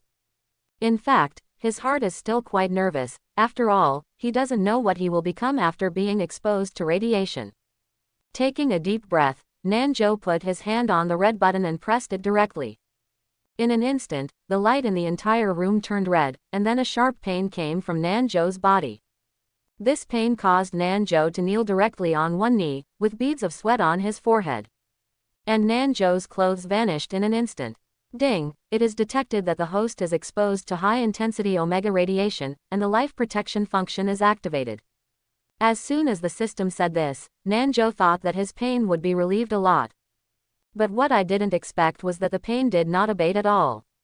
Dare to love, this so-called life protection function just protects oneself from death, does not reduce pain at all. Nanjo couldn't help but curse the system a few words in his heart. Now, he is experiencing the pain of Omega radiation all the time. This pain is not something normal people can bear. Even if Captain America is put in, the result will be the same. But Nanjo had to stay here for 4 hours. For him, these 4 hours were like being in purgatory on Earth. What's more uncomfortable is that he has to endure such pain to do 1,000 push-ups and 1,000 pull-ups, and it will increase by 1% every 30 days. Although this increase is much higher than the death knell template, the pain to be endured to achieve this condition is many times that of the death knell template. Come on, let's start. Enduring the severe pain, Nanjo started his push-up exercise. Each time is a test of the limits of the body. If you change to normal, these 1,000 times will be sprinkling water, but now it's different. As time passed, Nanjo's roaring students often came from this small room full of high-intensity Omega radiation. 5.5 hours have passed, and Nanjo at the moment is pulling up the upper edge of the room and sitting with pull-ups. Now the South boat been able to see the dawn of victory. 996. 997. 998. Nanjo's whole body was trembling, and the only thing that supported him now was his willpower. 999. 1000. Just as Nanjo finished the last pull-up, he fell to the ground instantly. The bones all over his body seemed to be scattered, and Nanjo was lying on the ground rather than lying on the ground. Ding! The host's daily mission is achieved. Reaching 30 times can increase the Darkseid template by 1%. Now it has been achieved once. The host will not carry radiation. Please rest assured that the host will be in contact with others. The mechanized voice of the system came, Nanjo wanted to scold the fool system, but at this moment he had no strength anymore. Just watch Nanjo wriggle his body and start crawling towards the red button little by little. The last fingertip is on the button. Nanjo exhausted his last bit of strength and pressed the button. The red light in the entire room dissipated instantly, replaced by soft natural light. As soon as the Omega radiation was withdrawn, Nanjo's pressure on his body was instantly reduced, and his pain was reduced by more than half, which made him breathe a sigh of relief. He leaned against the wall of the room, panting heavily. This should be the most painful experience he has ever experienced in his life. After resting in this room for another half an hour, Nanjo had the strength to stand up. It's just that he opened the 3 reinforced locks and left the room. As the door of the room opened, a cool breeze came, blowing Nanjo cold all over. A sense of comfort came in an instant. Nanjo found the quilt and wrapped it around her body, then turned around and returned to her home. He collapsed on the bed and fell into a deep sleep. When Nanjo opened his eyes again, the sky was already dark, and there was still a faint light outside his room. After getting dressed, Nanjo walked out of the room and found that the 3 little guys were watching TV in the living room, and there was a plate on the dining table. Brother Joe. Seeing Nanjo walk out of the room, Wanda immediately jumped off the sofa and quickly came to Nanjo's face, looking at Nanjo with his big eyes flickering. We came home and found that Brother Joe was sleeping soundly, so we didn't disturb Brother Joe. This is the dinner we made for you. Hurry up. At the moment Lorna and Pietro also came to Nanjo's side. See, Lorna opened the lid, then dinner. The dish is a fairly simple sandwich. This omelette, but I do. Lorna raised her face and looked at Nanjo proudly. Nanjo rubbed Lorna's hair with a smile. Our little Lorna can also make fried eggs, so smart. Nanjo said this and smiled, ignoring the darkness visible to the naked eye on the fried egg. Pietro didn't know what to say at this time, because this sandwich didn't have any credit of his own. The omelette is made by Lorna, and Wanda is responsible for assembling and cutting the sandwiches. Only she is responsible for eating. Watching Nanjo praise Wanda and Lorna, Pietro was also a little jealous. But at this time, Nanjo also patted Pietro on the shoulder. He naturally saw Pietro's thoughts. It seems that the two of us are the same, we just know how to eat. Nanjo put himself in the same position as Pietro. This kind of self-deprecation also made Outlaw smile and feel better. Nanjo at the moment also picked up the sandwich and took a bite. For him, there is no difference between a delicious and unpalatable sandwich. At least for so many years, he has not eaten it. And his eyes are on the 3 little guys. Wanda and Lorna now seem to be little beauties, and Pietro is also a handsome boy. Thinking of this, Nanjo couldn't help but shook his head. If this grows up, how many boys and girls will have to attract? Now the entire business community is thinking about a question, that is, who is the mysterious man who went up against the wind and bought a large share of Stark Industries? Whether it is Obadiah or other business leaders, they are all tracking down this mysterious man named Exingjo. But no matter what method they use, this sailing boat will always be covered with a veil that is out of reach, making it impossible for them to take off and see clearly. More and more people are beginning to suspect that this boat is Stark himself, and his various actions are just to let himself throw away the shackles of Obadiah and take full control of the Stark industry. But Obadiah himself knows very well that this is not possible. At the moment Obadiah has also received Stark's Mark I prototype. His Iron Overlord plan has already begun to be implemented. At the moment, Nanjo is enjoying a short period of leisure, staying in the room with high concentration of Omega radiation every day to complete the daily tasks given to him by the system. 7 days have passed, and this has allowed Nanjo to adapt to the pain in this room. The 4 hours in it have also been a lot easier. Just like a few days ago, Nanjo was walking out of his room, wiping the sweat off his body with a towel, and getting ready to change clothes and go upstairs. At this moment, Nanjo's phone rang. Nanjo picked up the phone and found that it was Nick. You have taken such a long break, are you thinking about coming to work? As soon as the phone was connected, Nick's voice came from the other end of the phone. When Nanjo heard this, he also let out a long sigh. This should always come. However, since the rescue of Stark, the holiday of nearly 20 days has not been easy for him.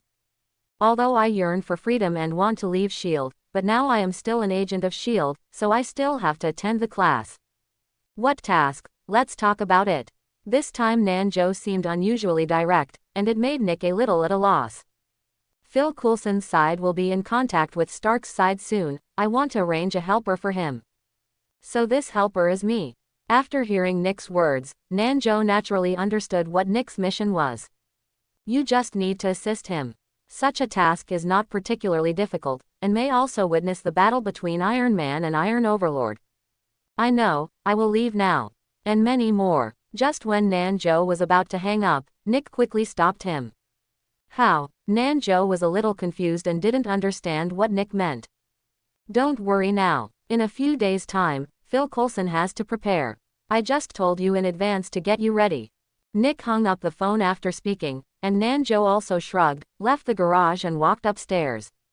When Nanjo turned on the TV, he found that Colonel Rod was on the news. At the moment, he was explaining the U.S. fighter jet that crashed today.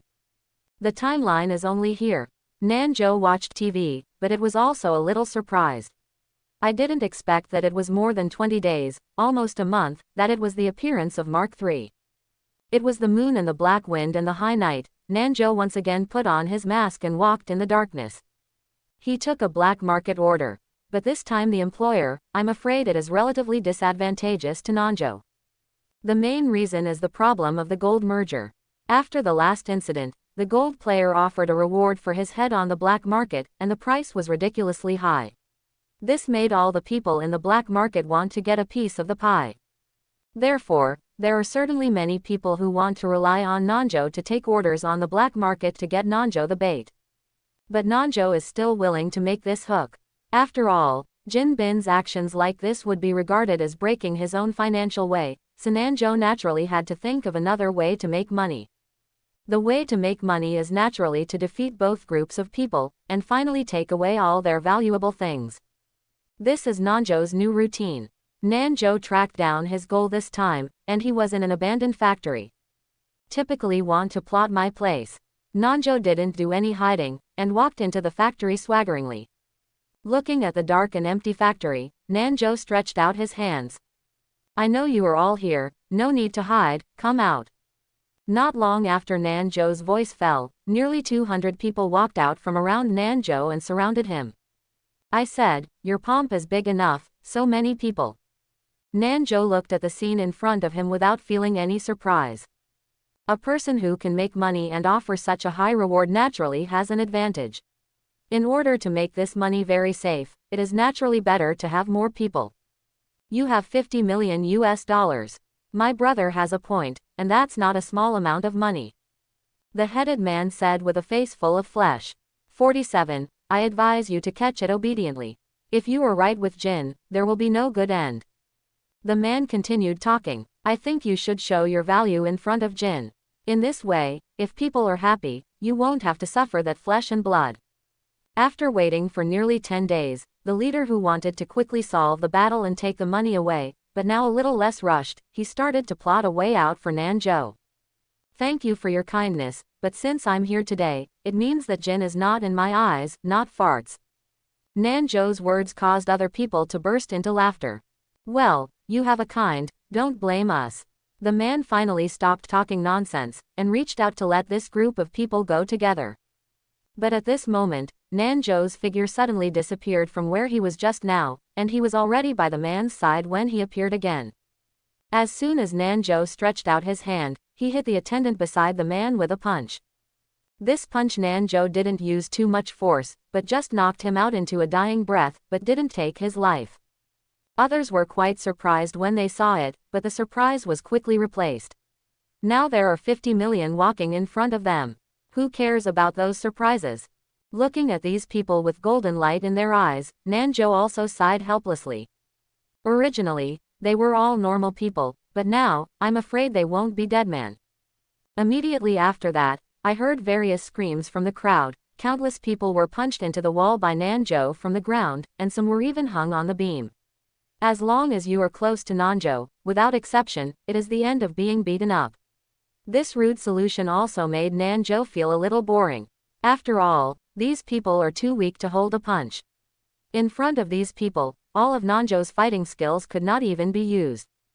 Chapter 11. The screams came and went one after another, and the nearly 200 people in front of Nanjo were like a rag doll that flew, just like a rag doll that could not bear Nanjo's punch. Even if he had a gun in his hand, the bullet attack couldn't hurt Nanjo at all. Such horror made these people extremely frightened. In their cognition, Nanjo had become a monster, an out-and-out monster. At the moment, among these 200 people, there is still actionability, and only the man headed by the person who just spoke. The man at the moment has also slumped on the ground, his eyes full of fear. You are not human. Jin is not harming us. Seeing Nanjo approaching in front of him, the man's body was shaking. This looks like Jin. He is offering a reward for Nanjo, but in fact, it is Jin he borrowing Nanjo's hand to get rid of the hostile forces in New York. This is the conspiracy of Kim Nam. It's Jin Bing's strategy that doesn't stick to his hands. At the moment, in this man's heart, the real fact is like this. I left you last because you just gave me some very good opinions. Although I don't know if it is your sincere opinion, to me, I don't particularly hate you. Nanjo squatted down at the moment, reaching out and pulling off the necklace around the man's neck. But your ultimate goal is to kill me, which is very sorry. In the end, you still have a dead end. With that, Nanjo put the gun on the man's forehead, preparing to fire the last shot. But at this time, the man smiled. The desperate man who should have felt the coming of death showed a smile, and that smile was still a little crazy, which made Nanjo a little surprised. Do you think you can end it by killing me? Just now, I have posted your location on the black market, and now all the people on the black market know your location. The entire New York gangs will come to you, and the Golden Union who can't cramp you. You are dead, the man said, laughing wildly. But with a gunshot, the laughter stopped abruptly. It's really noisy. Nanjo buttoned his ears. It was a little surprised that the man was so dead and the net broke. But the problem is, now that the fish is dead, but he can't break the net, even if all the gangs in New York come, Nanjo is still nothing to say. Playing them is like playing. I advise you to leave now, or it won't end well. At this moment, a voice came from the shadow in the corner, and out of the shadow, Murdoch was officially the brave man. In fact, Nanjo had discovered the existence of Murdoch a long time ago, but he didn't break it. He didn't expect this person to come out by himself. You always like to hide in dark corners and observe secretly, and don't say to help me or anything. Seeing the brave man walk out on his own, Nanjo also said a few words with a slight complaint. It was not surprising to see Nanjo. This was also in Murdoch's expectation. He came to Nanjo's side. You shouldn't have killed them all. Facing Murdoch, Nanjo just shook his head. They wanted to kill me first. Murdoch looked at Nanjo at the moment, and did not continue the topic, but instead focused on the body of the leading man. You heard what he said. It won't be long before the whole New York gangs will come here. I know your strength is very strong. Maybe those gangs can't do anything to you, but I'd better advise you to leave quickly. Those gangsters are heinous fools. If they find that you can't be punished, they will even use weapons of mass destruction, then the whole block will be completely ruined. Murdoch's words are very reasonable. Those gangs really don't have any bottom line to do things, especially the Jin Bin group. If this thing makes a big deal and causes innocent people to surf the internet, it's really not worth the gain. After listening, Nanjo nodded, but instead of walking in the direction of his mouth, he came to the side of the many corpses. This move made Murdoch very puzzled. He did not understand what Nanjo was going to do. But Nanjo at the moment turned his head and smiled.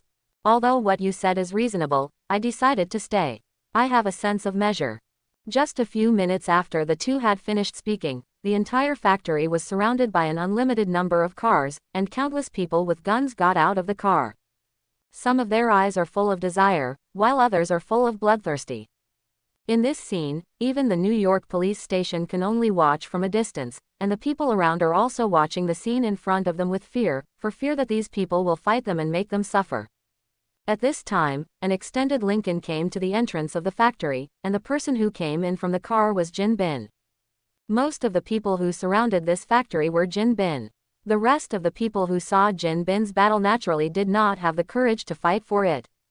Is it here? Jin Ping looked at the closed factory door and asked. The man on the side nodded. It's here. The person who sent the message is that person's employer, so the message is likely to be true. This is the credibility of the news that Jinhee's men can determine with the fastest speed, but fortunately, the news is indeed credible. Jinhee nodded, came to the gate, and hit the big iron gate of the factory with a punch. Suddenly, a loud noise came from the iron gate, and there was even rust falling from it. The second punch and the third punch follow immediately after the punch. The iron gate was dented at a speed visible to the naked eye, and after the ninth punch, the iron gate was completely smashed. Walking into the factory, a pungent bloody smell came, and Jin Bin's men immediately illuminated it with a flashlight. The scene greeted Jin Bin was also quite surprised.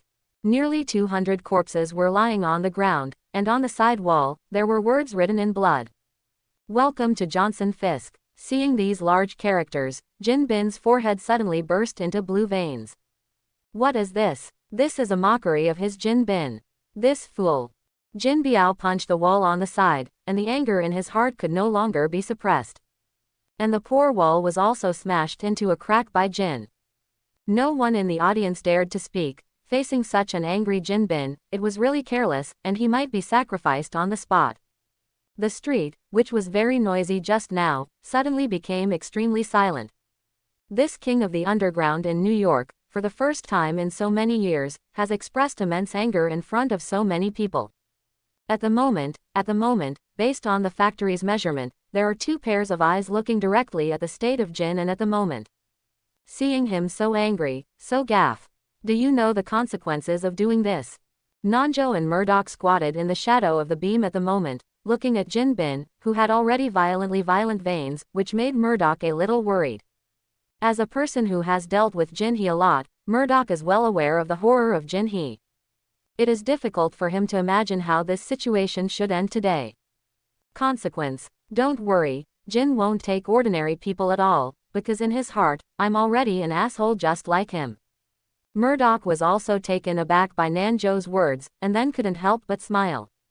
This sentence is very reasonable. After all, there should be no positive person who can write with blood on a corpse.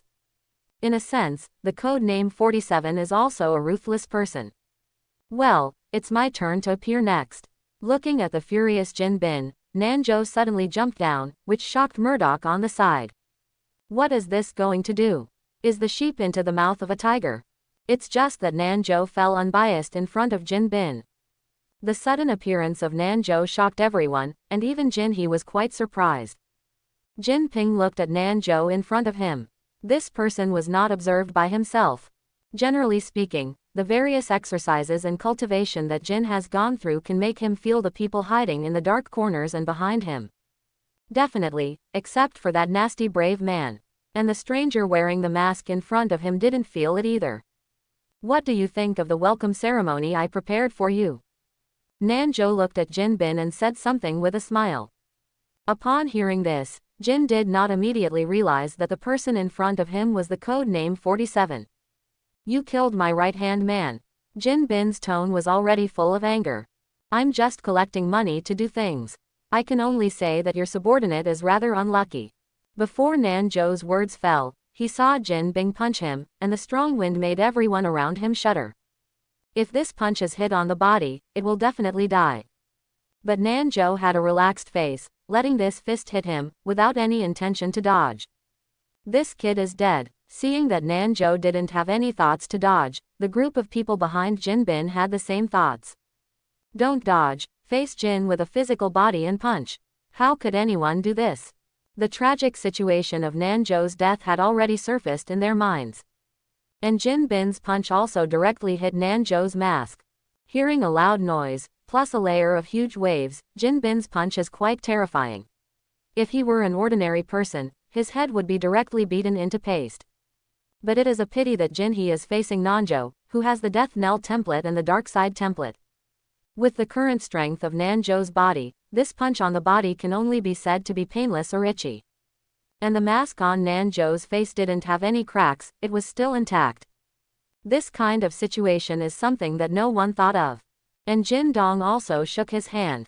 Obviously, the power he returned to him after the punch was very sufficient, even he himself couldn't bear it. Why, was it unexpected? Looking at Jin Bin, who was extremely surprised at the moment, Nanjo couldn't help but sneered twice. Your fist hit me, like cotton candy hit me, limp. Nanjo's remarks once again angered Jinhee, so he looked at Jin and once again stretched out his fist, once again faced Nanjo's mask, and smashed it down. After receiving it, it is still conceivable that Nanjo's mask is still undamaged. As an item given by the system, its hardness is quite terrifying. Nanjo has also been interviewed under a press. This mask, even if it was a press, could not crush the mask. The final result was a short-circuit failure of the press. Well, neither fist can hurt me a bit, and I probably know your strength. Looking at Jin Bin with a more surprised expression on his face, Nanjo continued. You really disappointed me. I thought we two would have a good confrontation, but you were really too weak. Nanjo said, just punching out. The speed of this fist was faster than Jin Bin's speed. Even Jin did not react, the fist was already in front of his belly. Jin Bin didn't do any protection on his abdomen, and he faced Nanjo with a punch. This punch hit Jinhee's body, almost causing Jinhee to squirt out a mouthful of blood. Nanjo didn't use his full strength, because under his full strength, Jin Bin's fate was the same as the fate of other people who died in Nanjo's hands. Without exception, it was death. But even if the punch was not full, it made Jinhee fly upside down and fell heavily to the ground. This is impossible. Jin Wei struggled to stand up from the ground. There was really no emotion in his eyes other than shock. This masked man not only received 2 punches with his face, but also knocked himself over with 1 punch. This kind of thing hasn't happened for so many years. Murdoch, who was hiding on the beam and observing everything, was also shocked. He didn't expect Nanjo to face Jin Wei so easily. That's Jin Bin, that's the king of the underground in New York, that's the leader of the gang empire, and this guy is actually a punch. You released such a high amount of reward, I want to capture myself alive to you. With that said, Nanjo came to Jin Bin in a flash. Why don't I go with you, and then you give me 50 million? Nanjo's ridicule from Lianshan caused Jin Bin to tremble all over. When did he receive such ridicule? In my early days, I encountered some ridicules, but in the end, those people were beaten into meat sauce by Jin and one by one. But now it's different. Facing this crazy mocker in front of him, Jin Bin doesn't have any confidence in his heart. The strength of this person is unfathomable, and he may not have any chance of winning. Seeing that Jinhee was about to evolve to the stage of incompetence and rage, Nanjo didn't bother to continue playing with him, stretched out his hand and patted his face lightly. You still don't offer me a reward. You don't have the strength and qualifications, so you should exercise and find me again. Want to beat me? You are still 20,000 years early. As soon as Nanjo's voice fell, the whole person disappeared in a flash and disappeared in front of everyone's eyes. His disappearance made the scalp numb of the people who followed Jin Bin, and they watched their surroundings for fear that the person would rush over from somewhere.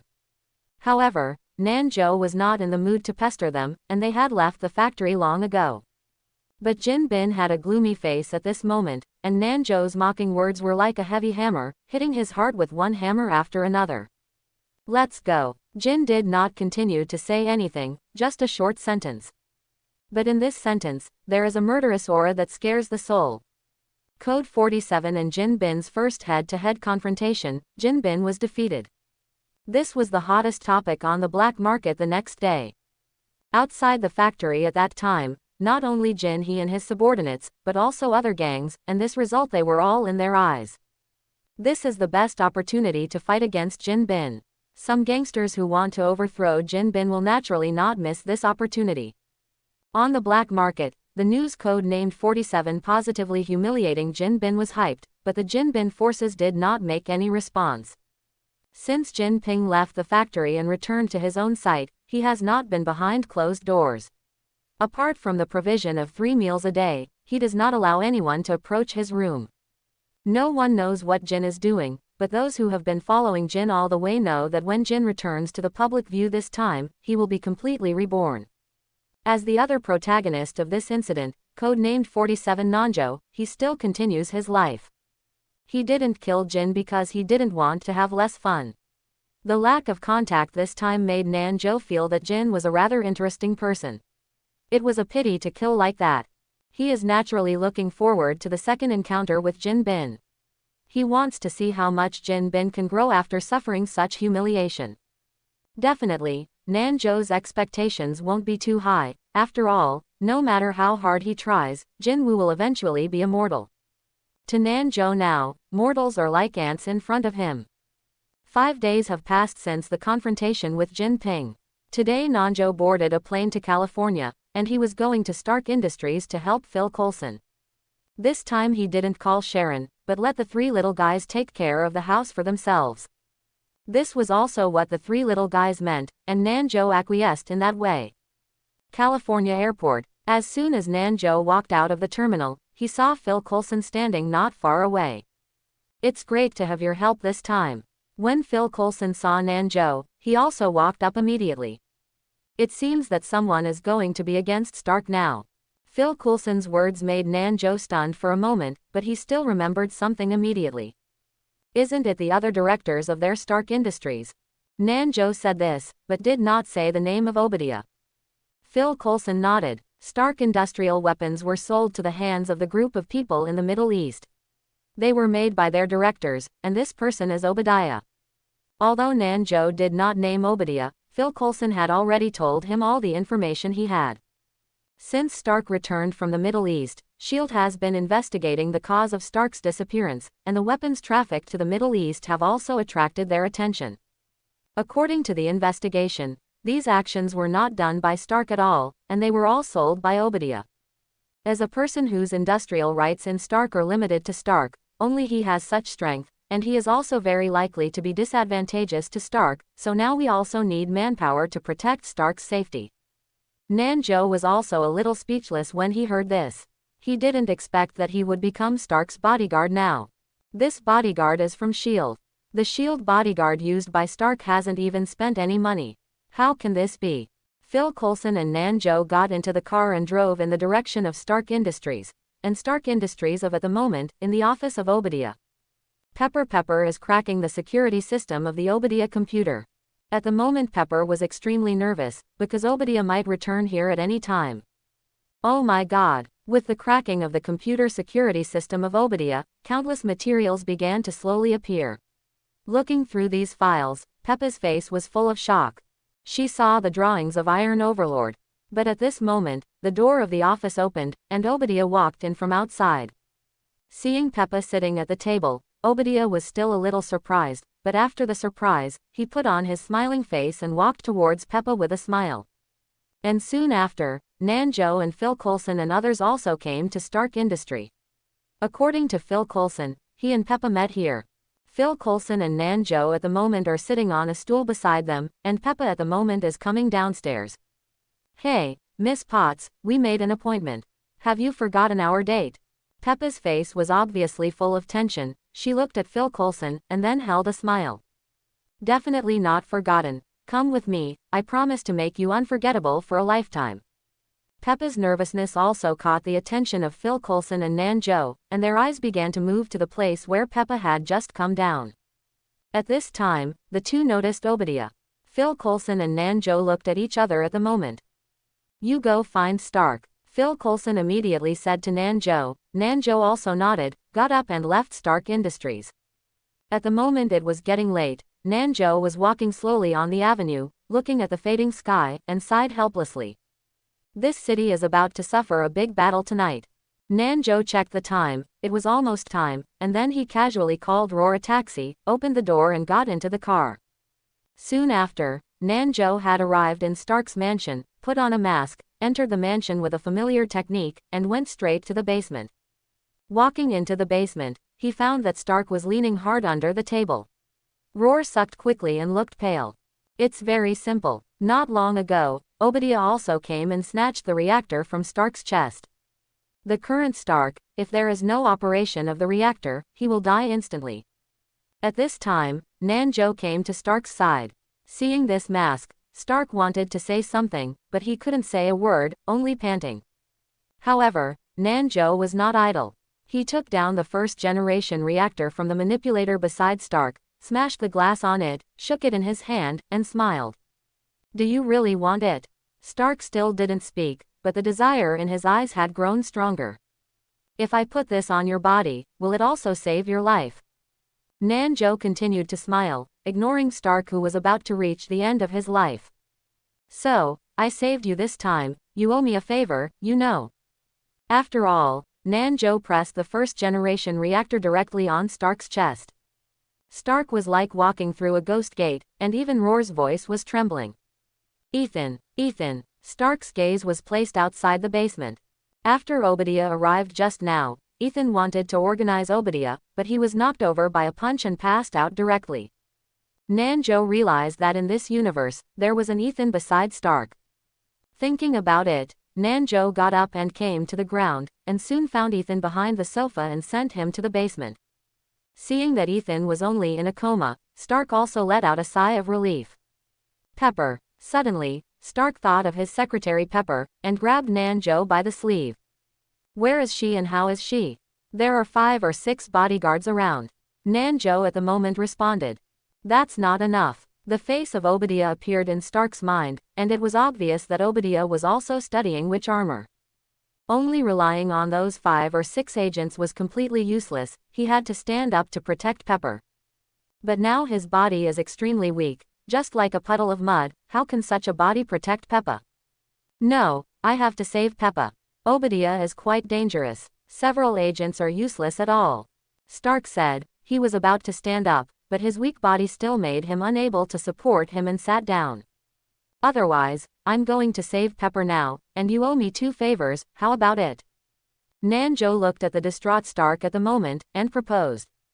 Stark looked at Nanjo unexpectedly. But then, he gritted his teeth. If you really can protect Pepper well, 2 favors are 2 favors. For the so-called Stark, who has been a playboy since childhood, he doesn't really like to owe favors to others. But the person in front of him not only saved himself in the Middle East, but also just saved himself. A man who has saved his own lives twice now is going to save his secretary Pepper.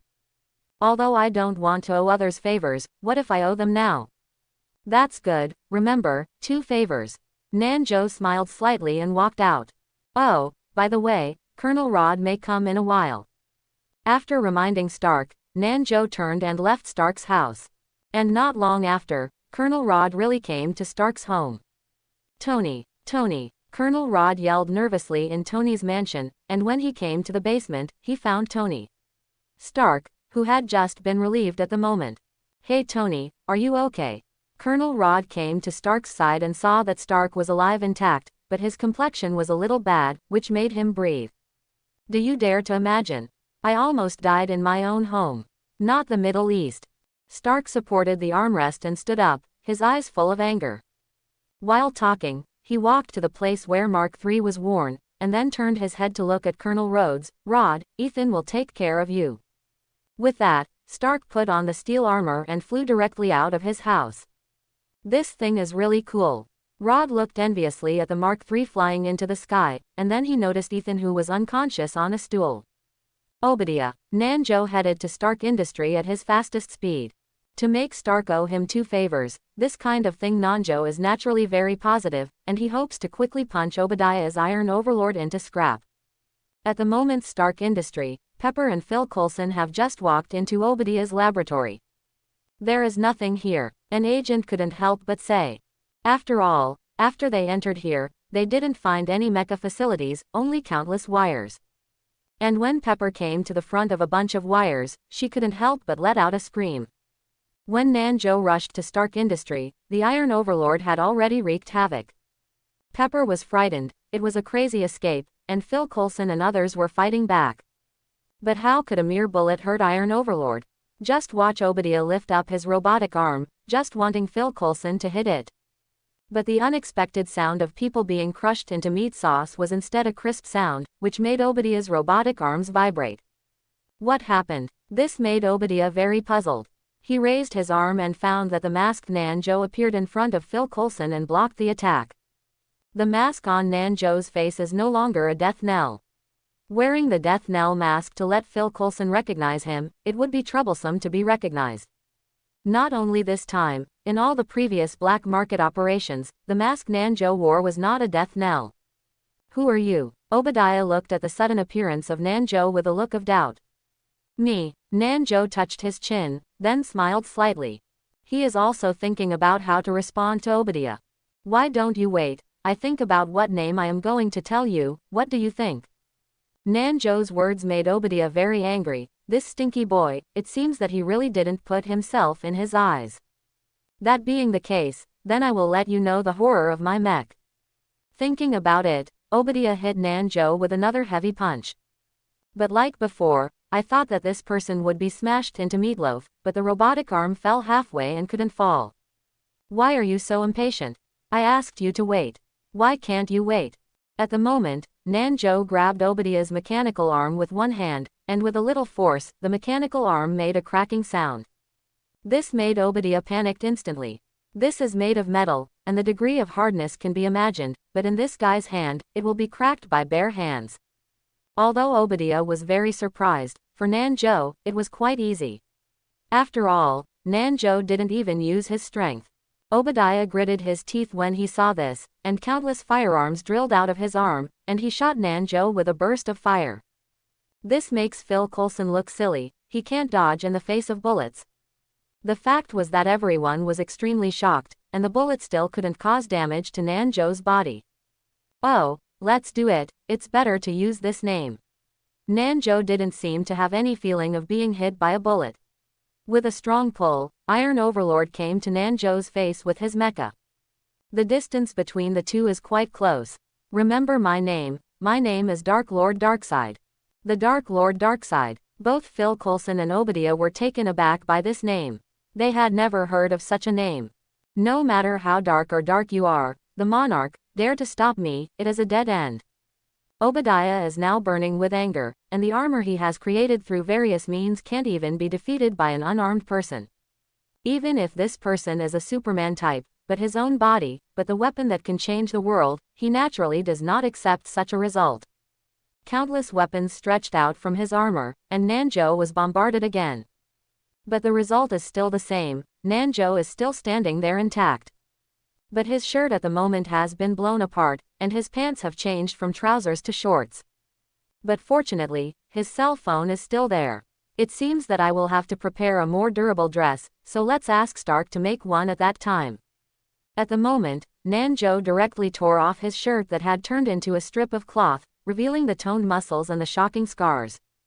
After obtaining the Death Knell template, it took Nanjo 4 years to practice to achieve great success, but before again, Nanjo would still encounter danger at any time when performing the task.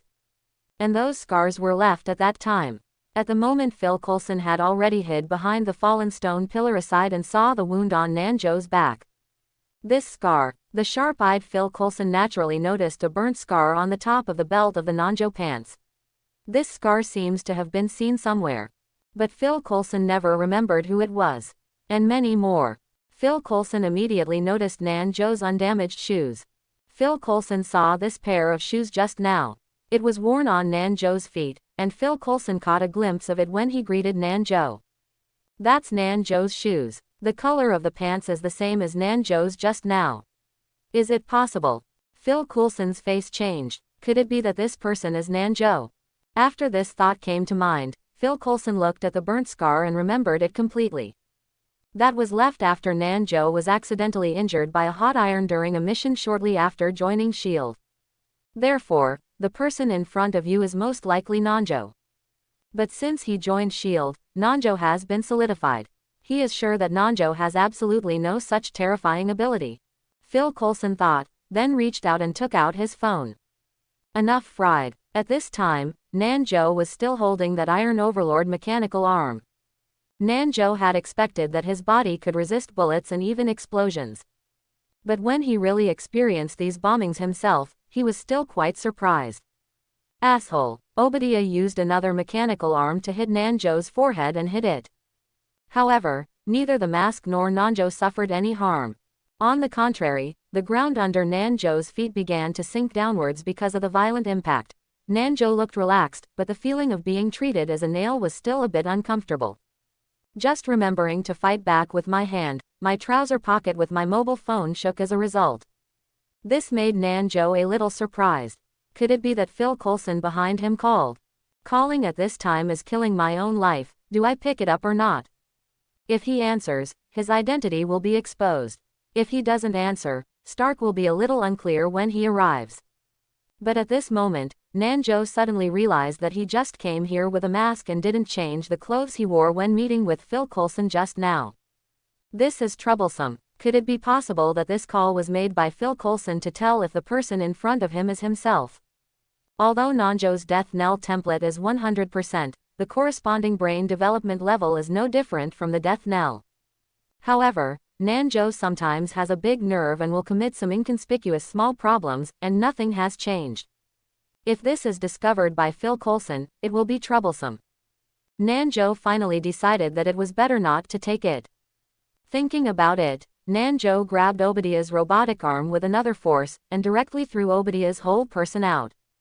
Just now when he was still thinking, this Obadiah beat himself a lot, causing his half of his body to be beaten into the ground. Do you really use me as a nail? Nanjo had already ignored the vibrating cell phone in his trouser pocket. With the next step, he was in front of Obadiah, reaching out with a punch. Obadiah can only stretch out his robotic arm to defend. However, Nanjo's powerful force directly penetrated that arm, exposing countless circuits, which also shocked Obadiah into a cold sweat. Fortunately, his mecha is relatively huge. If his arm was in this position just now, then it would be his arm that was destroyed. Can't let this person get close. Obadiah realized that if the person in front of him is brought close, then he will suffer in the end.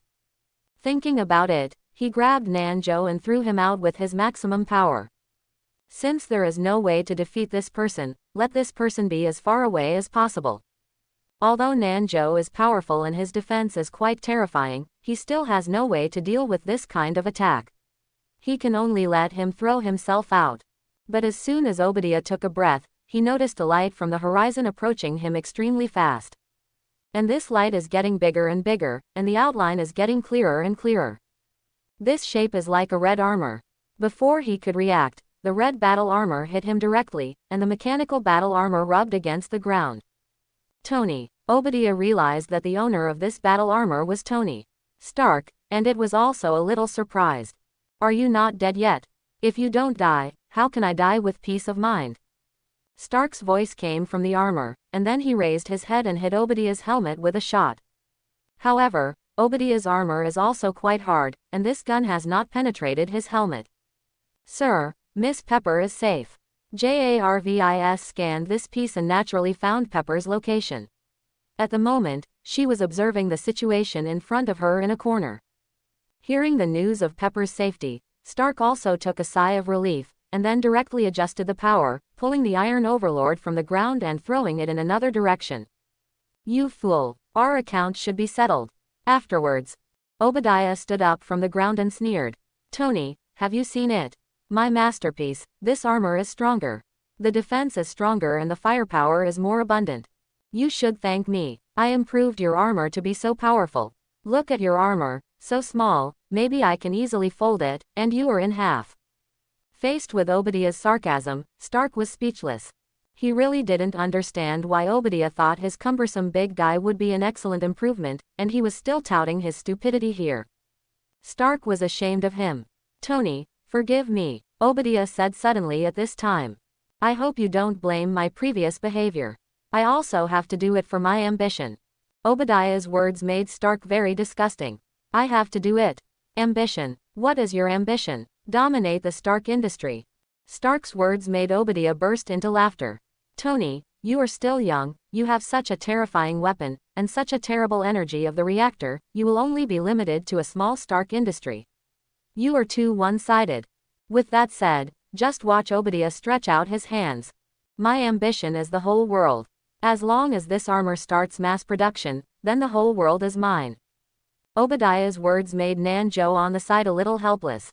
Maybe because this person is also older, he has cerebral palsy and likes to fantasize about things. Even if this kind of battle armor is mass-produced, it is impossible to rule the world with Obadiah's heavy armor. Stark naturally had the same idea. Obviously, Obadiah was completely crazy now. Tony, I need your help with such ambitions. Obadiah said, Her tone changed suddenly, with a murderous intent in her tone. The help you can give is to die. As soon as the voice fell, Obadiah rushed forward.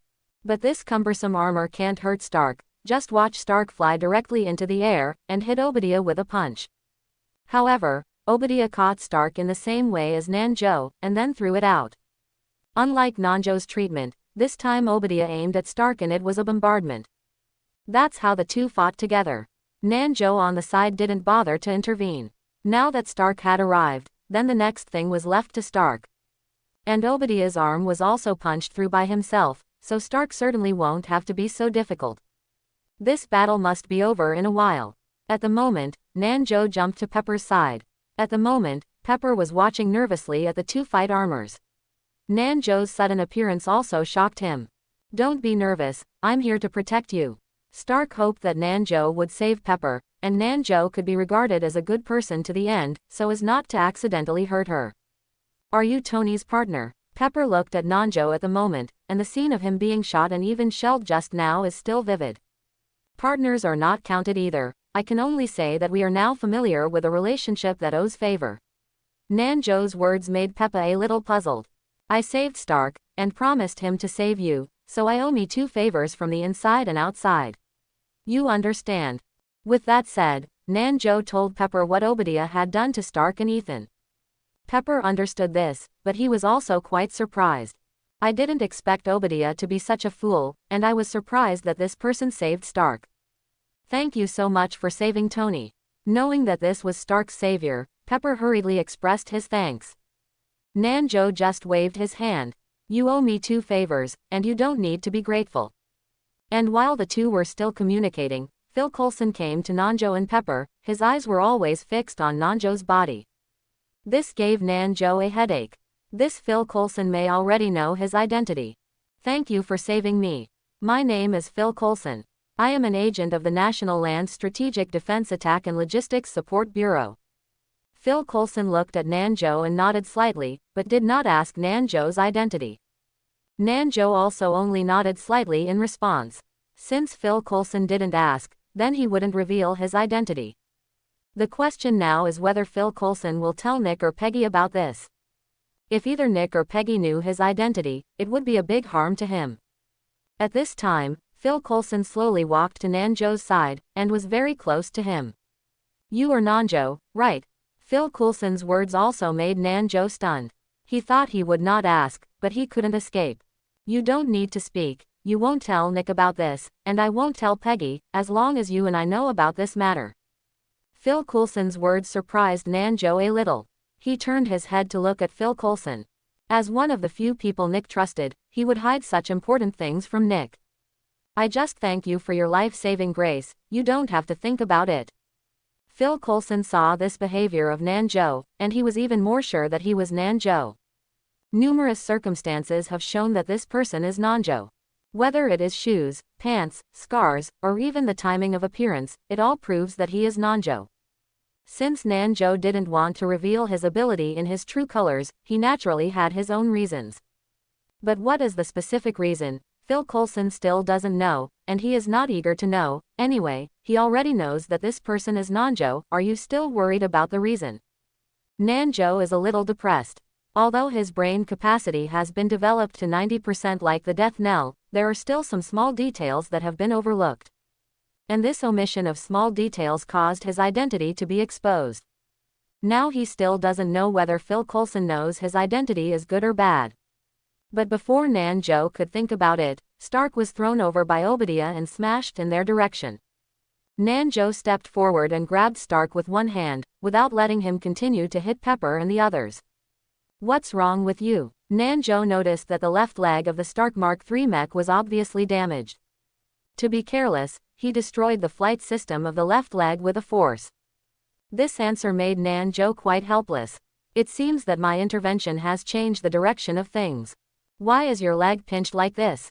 Seeing that the legs of Stark's battle armor were greatly damaged, and sparks were still sputtering, Nanjo asked. I was careless just now. He grabbed my leg. I wanted to fly to the sky, but he directly destroyed the flight system. As Stark said, he couldn't help but cursed. But at this moment, the Iron Overlord of Obadiah rushed in their direction. Stark stood up abruptly, and rushed towards Obadiah with his armor that only had one leg, and flew him to the top. You only have one leg left in this armor. Do you think you can defeat me? Faced with Obadiah's mockery, Stark didn't think much, and flew directly into the sky.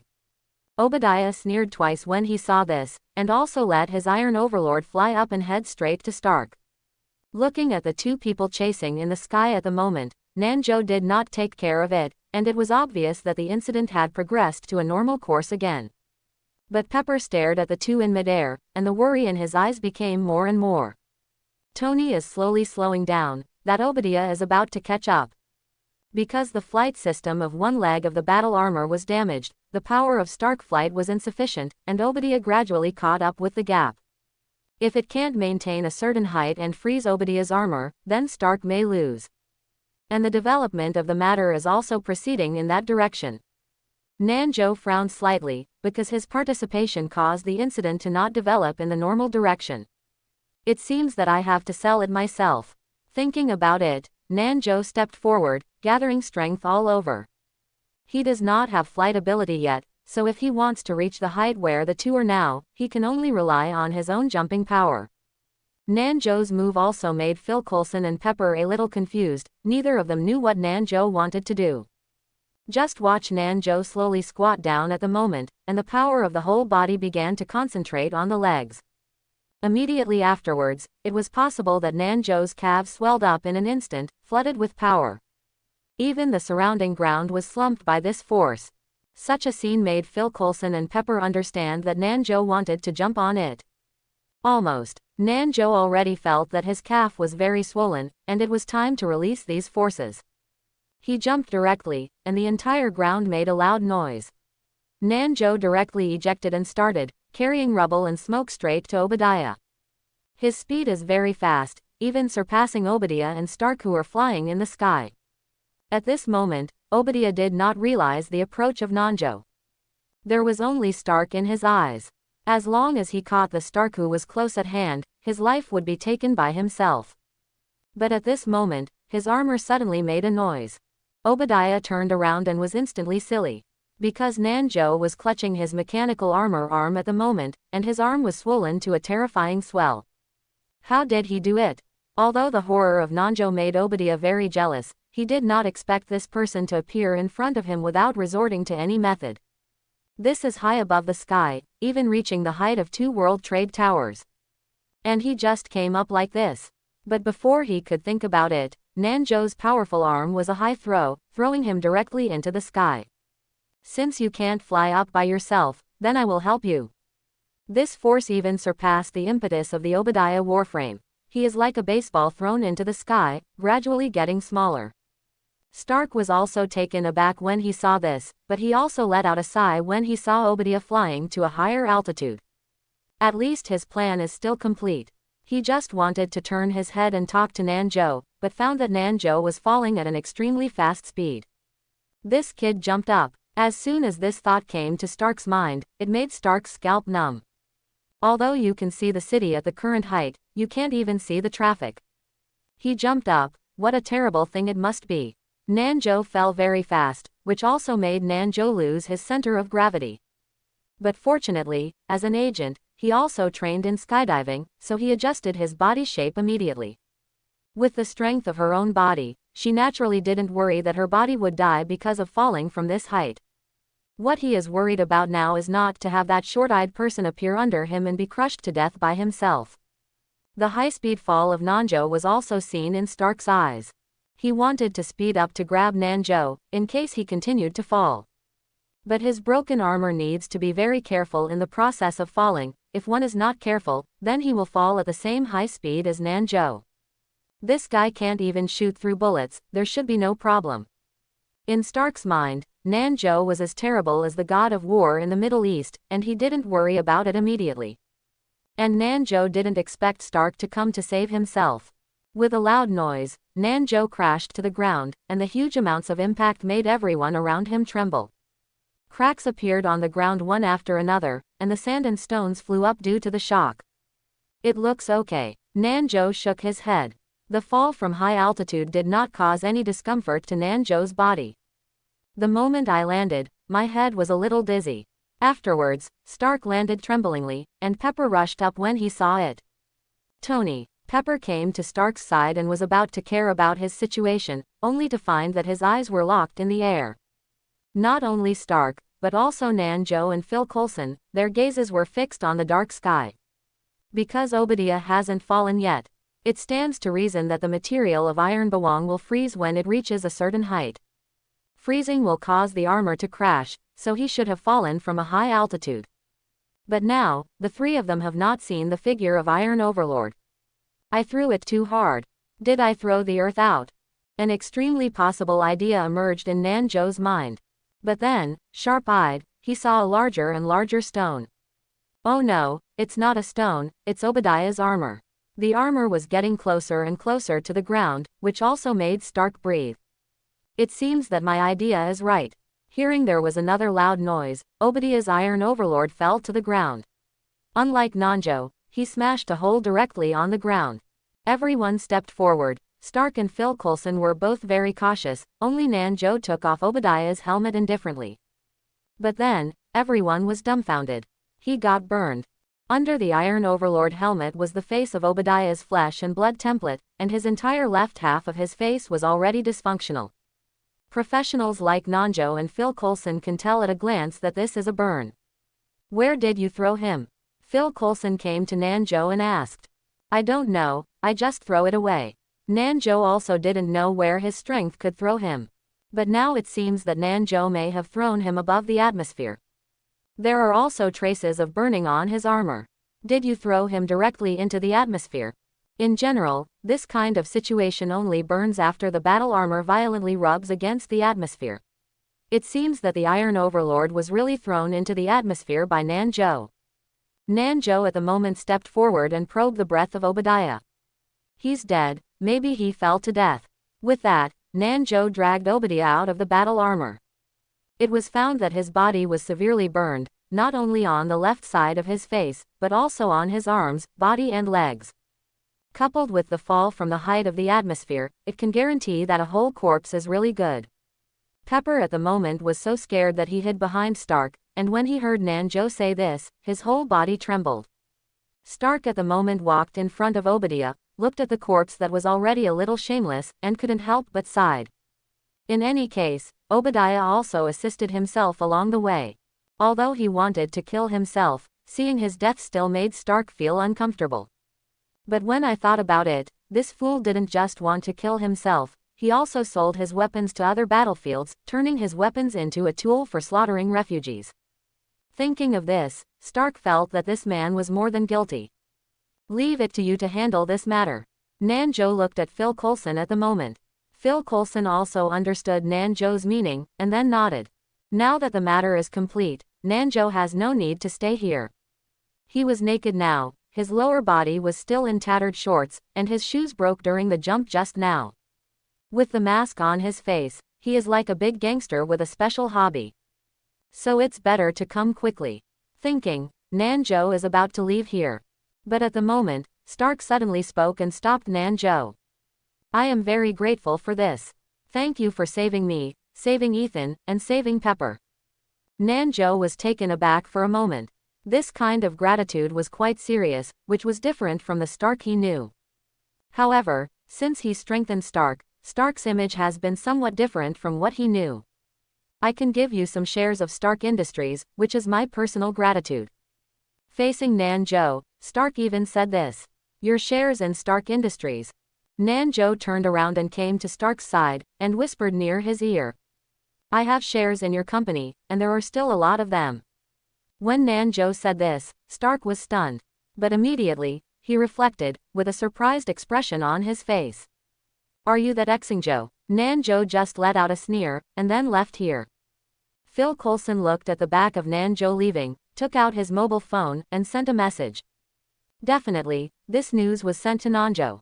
Well, it's time to work. Phil Coulson turned off the interface with Nanjo, and then dialed a call. Now we need to clean up the messy scene in front of us, and we have to prepare all kinds of rhetoric. This is not a simple task. But as far as Phil Coulson is concerned, He is very familiar with all of this, and he does not do this kind of thing less. The impact of this incident in California was quite large. After all, the battle between Stark and Iron Overlord also caused a lot of property losses. Although Stark tried to stop it. At the moment, Nanjo was sitting in his home. After that incident, he returned to his home overnight. And now, he is watching TV. On TV, it was a press conference about what happened last night. Countless reporters are waiting for Stark's appearance. Colonel Rod on the at the moment stage, no one wants to watch him speak on it. And Wanda, Pietro and Lorna are sitting next to Nanjo, watching the press conference. When they learned that Tony Stark would be attending, the eyes of the three of them showed anger and hatred. After all, their hometown was destroyed by the weapons of Stark Industries. Definitely, this incident cannot be entirely blamed on Stark. After all, the act of selling weapons to other battlefields was done by Obadiah. Nanjo also told the three of this fact, but obviously they couldn't listen to it. The shadow of Stark Industries logo on their hearts is too deep. How easy is it to forgive Stark? It seems that I have to conceal the fact that I became a shareholder of Stark Industries.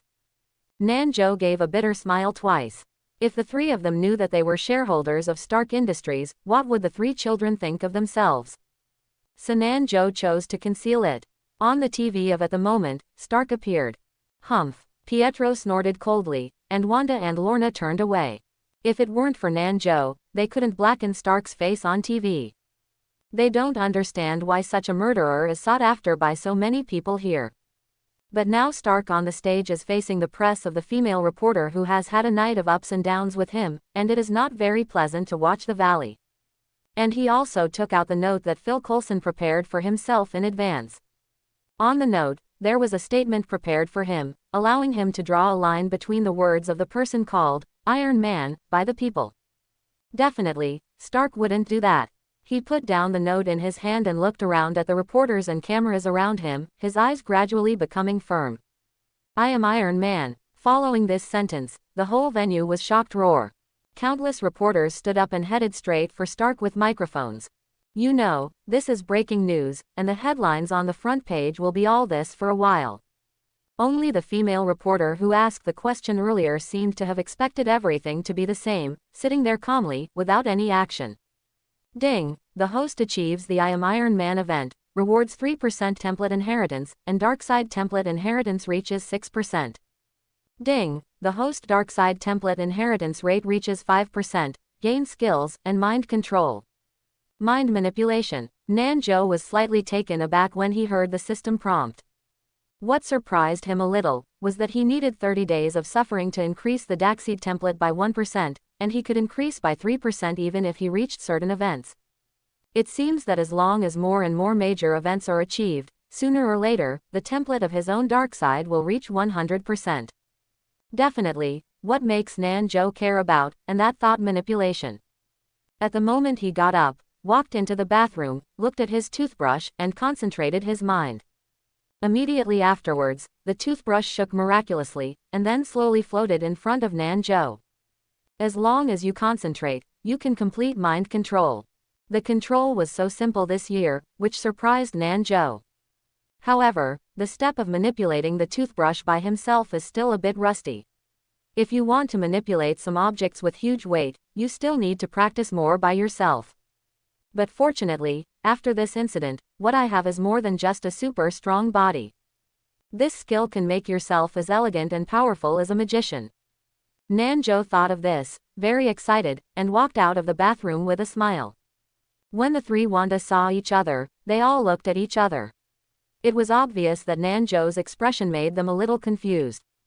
Time came the next afternoon. Nanjo was in a coffee shop downstairs, and opposite him was Phil Coulson sitting. When Nanjo left Stark, Phil Coulson used his mobile phone to send a message to Nanjo. The content of the message is naturally to ask him out to meet. I really didn't expect that you, who have known me for so many years, would have such an ability. Phil Coulson looked at Nanjo and gave a bitter smile. When he determined that Nanjo was the person with exaggerated power and physical strength, he was also somewhat unacceptable in his heart.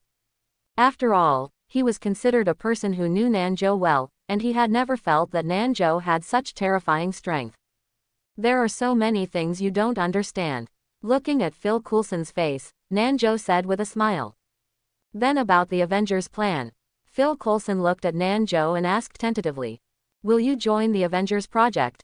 Nanjo just shook his head. The Avengers plan, he never considered participating. Phil Coulson had anticipated this result a long time ago, because Nanjo has always liked being unfettered and unrestrained. In S.H.I.E.L.D., there were 7 unsatisfied and 8 unsatisfied when he was an agent. It would be tantamount to letting him join the Avengers project. But even if Phil Coulson had anticipated this result, when Nanjo really expressed his rejection, he was still a bit lost. After all, with a powerful presence like Nanjo as a boost, Avengers will be even stronger. Nick has gone to Stark personally for the Avengers project. It seems that Stark's position in the Avengers project is about to change. Phil Coulson took a sip of coffee and continued. I have Stark, and Natasha Romanoff and Barton. There are enough candidates for the Avengers, so you don't have to worry about me. Looking at the heat floating on the coffee, Nanjo answered a little absent-mindedly. He is now full of minds about how to master this mind control, and naturally he has no mood to answer the words of Phil Coulson. I have one more thing I want to ask you. Phil Coulson speaks again. How did you exercise such a terrifying body? And what is that dark monarch Darkseid? Is it in any comic? Hearing this, Nanjo raised his head and could see that Phil Coulson's eyes were full of curiosity.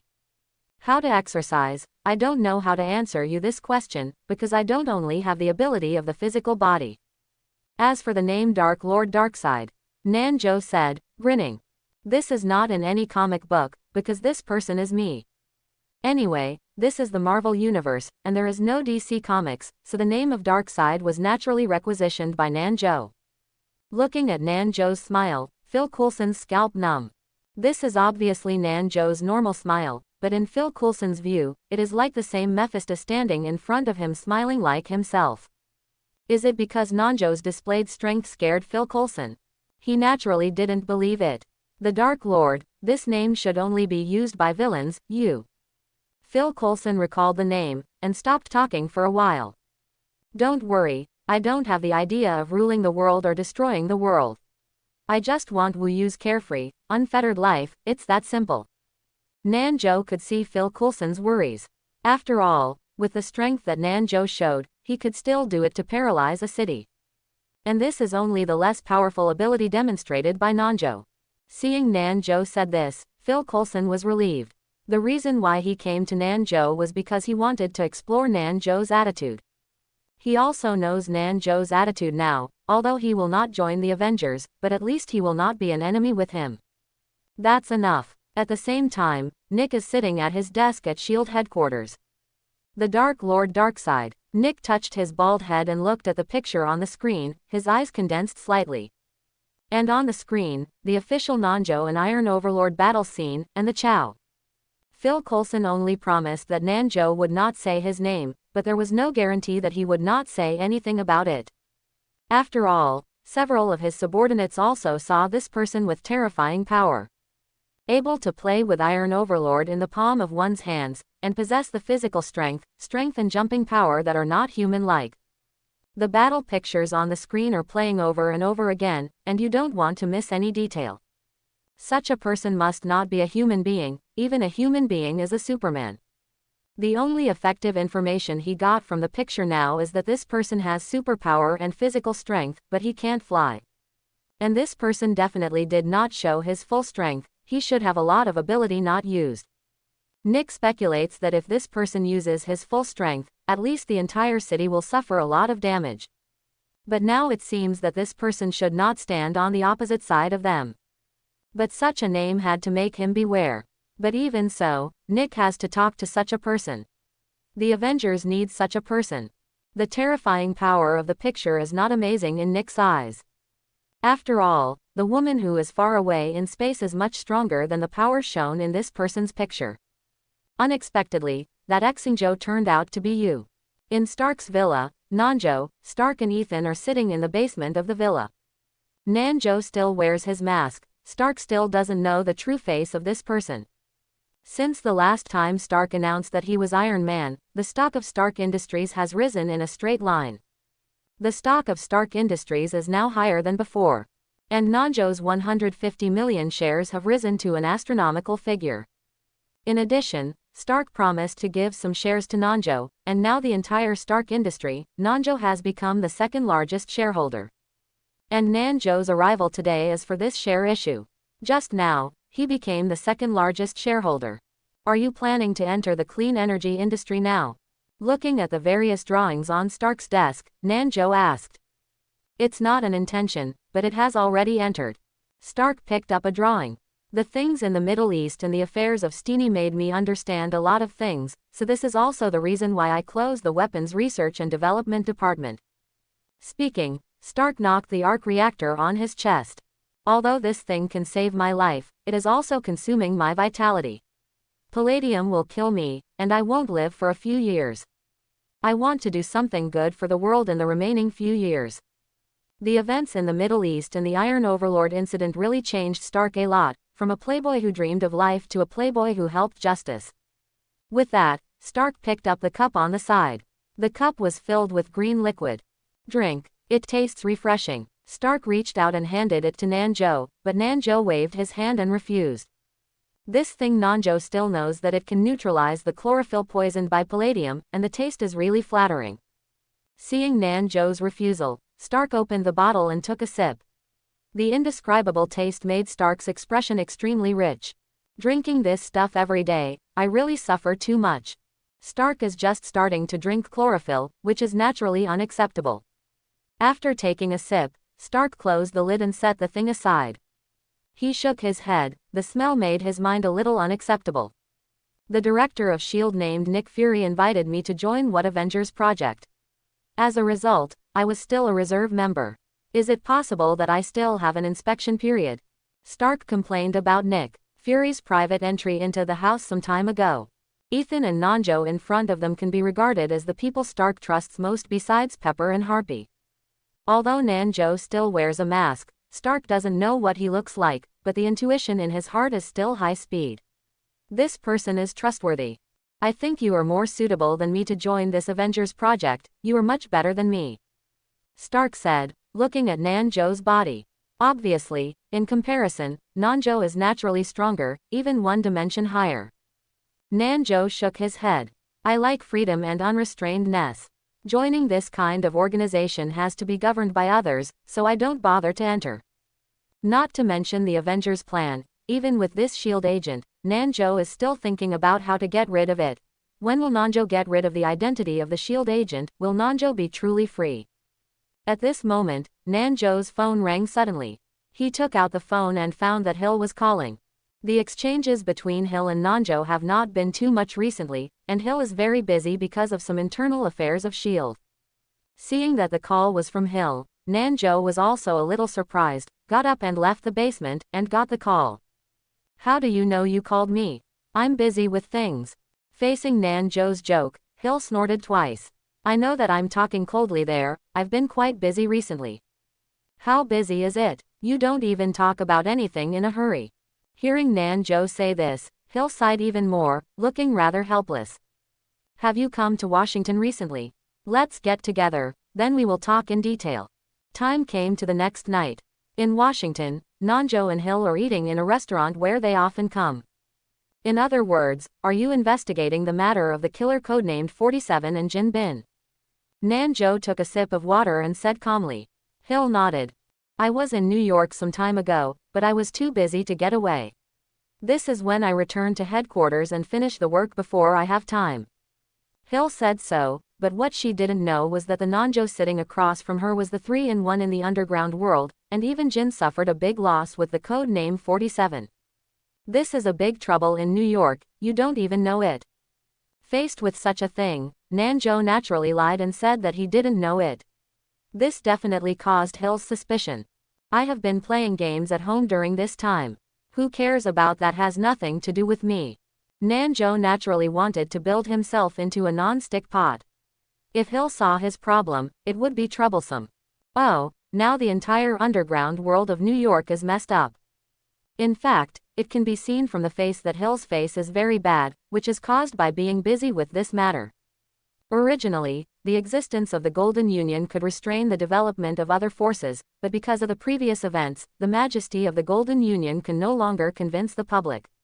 Therefore, more and more gangs have begun to form. Now New York is really quite dangerous. Furthermore, after such an in-depth investigation, it was discovered that Jin may also be related to Hydra. This matter has become troublesome. Originally, Hill's task was to investigate this matter and find out who the code number 47 was. As a result, she couldn't find out who it was, but found out about Jin and Hydra, which made her feel big. Just watch Hill hold her cheeks and stir the water in her cup with a spoon, although there is nothing in this cup for her to stir. Now that the task is handed over, Hill does not have so many things, it should have been a happy thing.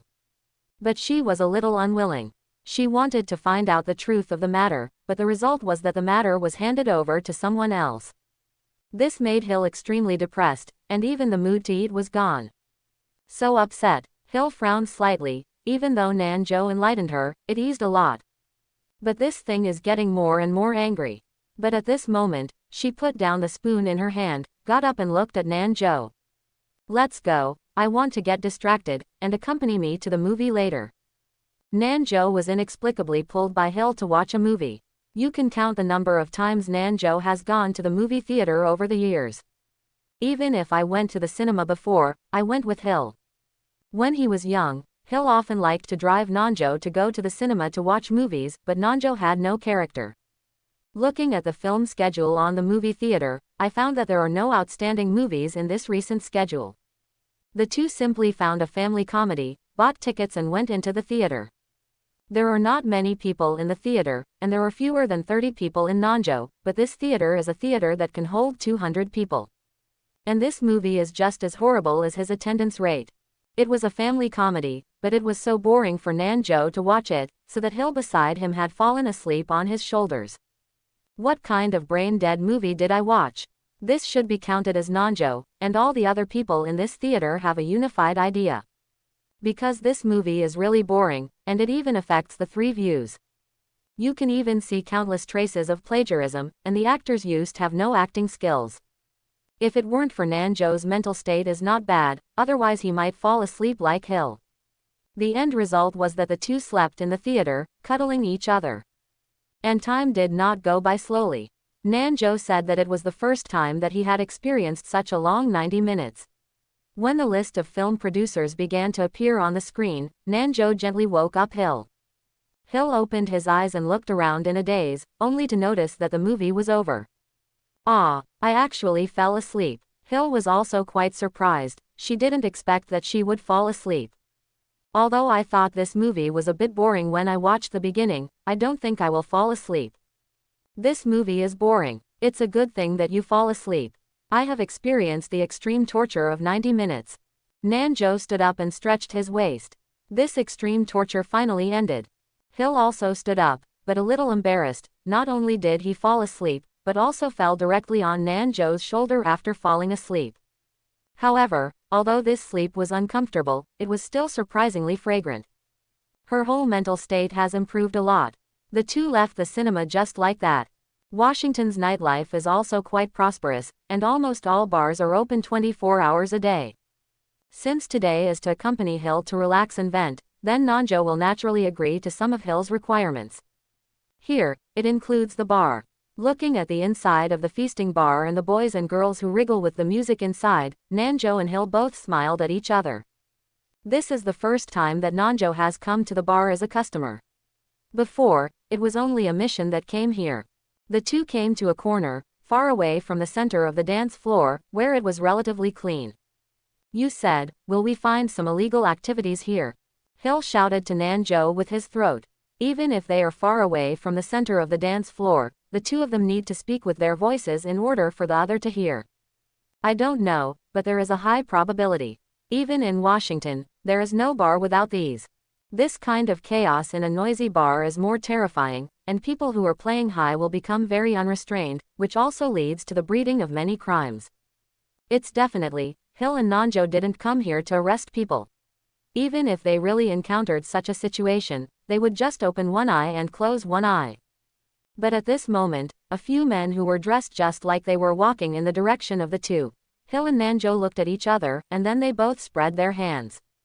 This is really bad luck. I didn't expect to encounter such a thing. Oh, beautiful lady, you look at me. The boys directly ignored Nanjo, and the target was Hill. At first glance, these people have been in this bar all year round. The beauties who come here often remember that they are very skilled, while the beautiful Hill is a raw face. They will naturally come and strike up a conversation. Looking at your face, is it the first time to come? Would you like to ask some brothers to introduce you? Although nothing can be seen in the words, the tone and expression of these people have already betrayed them. Hill's face was gloomy and very unhappy. He didn't expect that he would finally come out and be happy and would meet such a person. It's bad luck. Hill was about to get up, but Nanjo grabbed her and stood up by himself. Sorry, she doesn't want to be with you, so please come back. The appearance of Nanjo made a few people very upset. They looked up and down Nanjo. What are you doing? There is nothing for you here, so stay cool. Obviously they didn't put Nanjo in their eyes, even though Nanjo looked much stronger than them. But at first glance, the two of them are newcomers. To people like them, bullying is bullying the newcomers. Facing such words, Nanjo was not angry, and a smile appeared on his face. I am her boyfriend, so please don't harass her. These words made those people even more impatient. Her boyfriend? Then you are not from now on. Get out of me. With that said, one of the men stretched out his hand to push Nanjo. But before his hand touched Nanjo, he directly grabbed his arm, and when he broke and fell, the man fell to the ground, accompanied by the screams of men. Because the man's fingers have all been broken. This is the result of Nanjo's effort. When the other people saw this, they realized that they had a hard stubble, and they rushed towards Nanjo. But without exception, Nanjo was put on one by one, and something would be bad for everyone. For example, the previous person has broken his finger, and this person has broken his leg, that person has broken his arm, and the person on the other side has broken his rib. In less than 5 seconds, those little gangsters were all in the end, wailing in unison. Nanjo at the moment shook his hand coolly, turned his head and looked at Hill. Let's go. Hill at the moment was in a state of stunned shock, and only reacted when Nanjo said so, and immediately followed Nanjo to the outside. Naturally, no one would dare to stop the people in the bar, and even the security guards didn't want to step forward. Because those people still have some reputation in the bar, they still fight vigorously. However, facing Nanjo, these 5 people didn't hold on for 5 seconds, and the others naturally didn't dare to come forward and seek death. With so many people in the entire bar, no one dared to stop Nanjo. Let them leave the bar so coolly. Hill at the moment's gaze was still on Nanjo. Although it is not a problem to solve these few people, but I don't know why, when Nanjo took the initiative to stand up. In her eyes, she was really handsome. In the entire bar, no one dared to stop Nanjo and Hill. Because the aura exuding from Nanjo's body is really terrifying, and those who want to make a move don't have the guts. Even when the security guards saw Nanjo approaching, they took the initiative to move away and watched the two leave. Hill followed Nanjo, his eyes fixed on him. The two were walking on the street like this, and no one spoke. After a long while, Hill spoke slowly. Joe, just now, Nanjo heard Hill's voice and looked back at her. 4 eyes facing each other. The two looked at each other like this, and what Hill wanted to say was abruptly held back. Nanjo looked at Hill and noticed that Hill was squeezing at the moment, and his face was even slightly red. What happened to you? Nanjo stopped and asked. But unexpectedly Hill gave him a blank look. What's wrong with me? I'm not to blame you, saying that. As soon as Hill said this, Nanjo understood it instantly. What this girl cares about is the words, I am her boyfriend, that she just said to the group of punks. So you care about this? Nanjo smiled and came to Hill's side. Didn't I find a suitable reason? It's similar to an excuse for war. If you don't like me saying that, then I won't say it in the future. When Hill heard this, he was taken aback, then gave Nanjo a blank look, and walked forward on his own. Hill's attitude made Nanjo somewhat inexplicable. He scratched the back of his head, and then followed. Sending Hill back to his residence, Nanjo also walked to the prepared hotel. Back at the residence, Hill plunged into his own quilt, hugged his quilt tightly, and buried his face in the quilt. This would. The next day, Nanjo left Washington by plane and returned to New York. It happened in the afternoon when I got home. Normally, the three little guys should have gone to school. But just after opening the door, Nanjo was stunned by the scene in front of him. The three children who were supposed to be in school are still staying at home, and their faces are actually hurt. This made Nanjo's company gloomy in an instant. He walked forward quickly, and before the three of them could say anything, he dragged the three of them in front of him. The injuries on the faces of the three people are different. The most serious is Pietro. Pietro's face can be called a real black and swollen face. The entire right eye was swollen, the left half of his face was also very severely bruised, and his lips were cracked. In fact, Nanjo was ready for the friction between them at school, but he did not expect that Pietro would suffer such a serious injury. What annoys Nanjo most is that even Wanda and Lorna have scars on their faces. If it was just friction between boys, Nanjo would not be so angry, but this involved Wanda and Lorna, which made Nanjo a little bit intolerable. Who made this? Nanjo looked at the three with a serious tone. Pietro at the moment lowered his head and said nothing. Tell me. Seeing that Pietro didn't answer, Nanjo raised his voice instantly, frightening the three children. Yes, it's a person named Okun, 1 year older than us. Lorna at the moment spoke slowly. Lorna. Pietro tugged Lorna dissatisfiedly from the side. I will solve it myself. Solve the fart yourself. Nanjo glared at Pietro. It doesn't matter if you have been labeled as such a virtue, and you have also injured Lorna and Wanda, do you have to solve this by yourself? Faced with Nanjo's fingerprints, Pietro lowered his head, unwilling. Lorna at the moment continued to speak. That Okun is the eldest in the class. He is very strong. He has always bullied his classmates. He didn't have a good face for the three of us newcomers. He often harassed my sister and Wanda. Pietro has always been protecting us, but recently this Okun seems to have become more rampant. He beat Pietro at noon yesterday. We wanted to help, and he was pushed directly to the ground. After listening to Lorna's words, Nanjo nodded, and he probably understood the whole thing. In other words, this incident was caused by the mixed Okun at that school. Is that Okun so arrogant at school? Don't your teachers care about it? When Nanjo said this, Wanda on the side shook her head. Okun's father seems to be the leader of that gang. It is said that something seems to have made his father more arrogant recently, and he has become even more arrogant. The teachers didn't dare to discipline Okun very harshly. Some teachers that Okun didn't like did not come to work the next day. Either their legs or hands were broken, and one teacher disappeared from then on. Quote. After listening to Wanda's words, Nanjo understood what was going on. In the final analysis, this incident was caused by Jinhei's loss when confronting himself. That Okun's father should have the coercion of the Golden Union, so he didn't dare to make a mistake. Now that Jin has suffered, he is no longer so afraid, so his ambition to become bigger and stronger has slowly emerged. His dad is beginning to be defiant, and Okayan will become the same as his dad. Okay. I probably know what happened. You don't need to think about this matter. I will solve it. I will buy you some medicine and go to school tomorrow. Nanjo's words made Lorna and Wanda very happy. They were worried that they would end up with other teachers. Now that Nanjo, they don't worry anymore. But Pietro wasn't very happy, muttering something in his mouth. I will solve this matter, and I will have a showdown with that Okun. Nanjo naturally heard Pietro's words and rubbed his hair with a smile. That's your private affair with that fool. I won't stop you. What I want to do is not to teach Okun, but to make him so arrogant. Pietro raised his head and looked at Nanjo, a trace of firmness appeared in his eyes.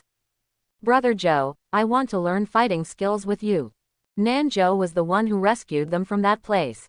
Although he had never seen Nanjo's strength with his own eyes, he was sure that Nanjo was absolutely super strong in fighting. Nanjo was taken aback by these words, and then he smiled again. Learn from me. I'm very strict, can you bear it? Pietro didn't have any hesitation, and nodded. Good. Nanjo patted Pietro on the shoulder, then turned his eyes to Lorna and Wanda. How about you? Are you interested in learning with me? I hope everyone will support it and subscribe more.